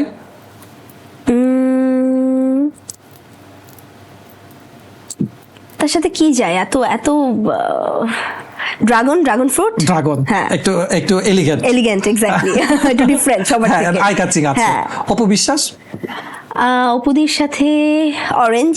অরেঞ্জ চাই। ওকে, তারপরে যদি আমি বলবো তমা মির্জা, আপেল। আপেল। ওকে, দেন তারপরে আমরা সিয়াম। সিয়াম হচ্ছে আমার তো এখন ফলের নামও মনে আসে না। কি কি ফল আছে বলো তো, একটু আমাকে হেল্প করো। কলা, আম, জাম, লিচু, কাঁঠাল, সফেদা, বেদেনা, পেয়ারা। হ্যাঁ, ও হচ্ছে পমিগ্রানেট, বেদানা। বেদেনা, ওকে। সিয়ামের সাথে পমিগ্রেনেটটা যাচ্ছে। দেন আমি কো আর্টিস্টের হিসাবে বারিশাহা। বারিশা আপু, ও বারিশা আপু মানে এরকম কোনো ফল, ও হচ্ছে কাঁঠাল, যেটা রান্নাও করা যাবে, যেটা ফল হিসাবে খাওয়া যাবে। She is everything. Oh Okay. সব সেক্টরে সুন্দর কাজ করে নিতে পারে, মানিয়ে নিতে পারে মানিয়ে নিতে- নিজেকে। জাতীয় ফল। হ্যাঁ, ও জাতীয়। নুসরাত ফারিয়া। লিচু। লিচু, রসালো ফল। আফরান নিশো। জাম। জাম। হ্যাঁ, কেমনে মিলে গেল জানি না। জাম, yes. কোইন্সিডেন্ট। হ্যাঁ। এটা কিন্তু খুব মিলে গেল, হ্যাঁ, হ্যাঁ। খুব মজার হলো। এই তো আমরা অনেকগুলো জেনে নিলাম যাদের হ্যাঁ, কুইক হ্যাঁ। কুইক। ডিরেক্টর মেহেদী হাসান হৃদয়। সফেদা। সফেদার মতো লেগেছে। ওকে, খুব এনজয়েবল, এবং আই হোপ যে যারা তাদের ব্যাপারে শুনলো তারা কিন্তু প্রত্যেকে পছন্দ করবে, এবং দেখি খুব সিলেক্টিভ যে যেই ফলগুলো সে পছন্দ করে এবং তার পছন্দের মানুষকে সুন্দর করে মিলিয়ে দিতে পারলো। একদম। Thank you for this segment. Thank you. দেখি খুব চমৎকার সময় কিন্তু আজকে তোমার সাথে কেটেছে, এবং চেষ্টা করেছি যে যতটুকু দর্শককে জানানো যায় যে এই গল্পগুলো দর্শক জানেন না। জানি না তুমি কতটুকু কথা বলে তোমার ভালো লেগেছে, তবে কালবেলার পক্ষ থেকে তোমাকে অসংখ্য ধন্যবাদ আমাদের এই তারাবেলা এসে সময় দেওয়ার জন্য। Thank you so much. আমারও আসলে অনেক অনেক বেশি ভালো লেগেছে তোমার সাথে কথা বলতে পেরে, কারণ তুমি এত ইনফরমেটিভ, তুমি এত ইনফরমেশন গ্যাদার করেছো, আর আমার এত কিছু আসলে তুমি জেনে রেখেছো। আমার নিজেরই খুব ভালো লেগেছে কথা বলতে গিয়ে। অনেক ধন্যবাদ তোমাকে। Thank you. দর্শক, তারাবেলার আজকের পর্বে এই ছিল আয়োজন। দেখা হবে নতুন কোনো পর্বে নতুন কোনো তারার সাথে, জানবো তার সেই অজানা তারার কথা। সে পর্যন্ত কালবেলার সাথে থাকুন, ভালো থাকুন। ধন্যবাদ সবাইকে। এসএমসির emergency contraceptive pill Norix one অরক্ষিত মিলনের 72 ঘন্টার মধ্যে এর একটি মাত্র পিল আপনাকে করবে টেনশন ফ্রি। এসএমসির নোরিক্স ওয়ান, এক পিলের সমাধান।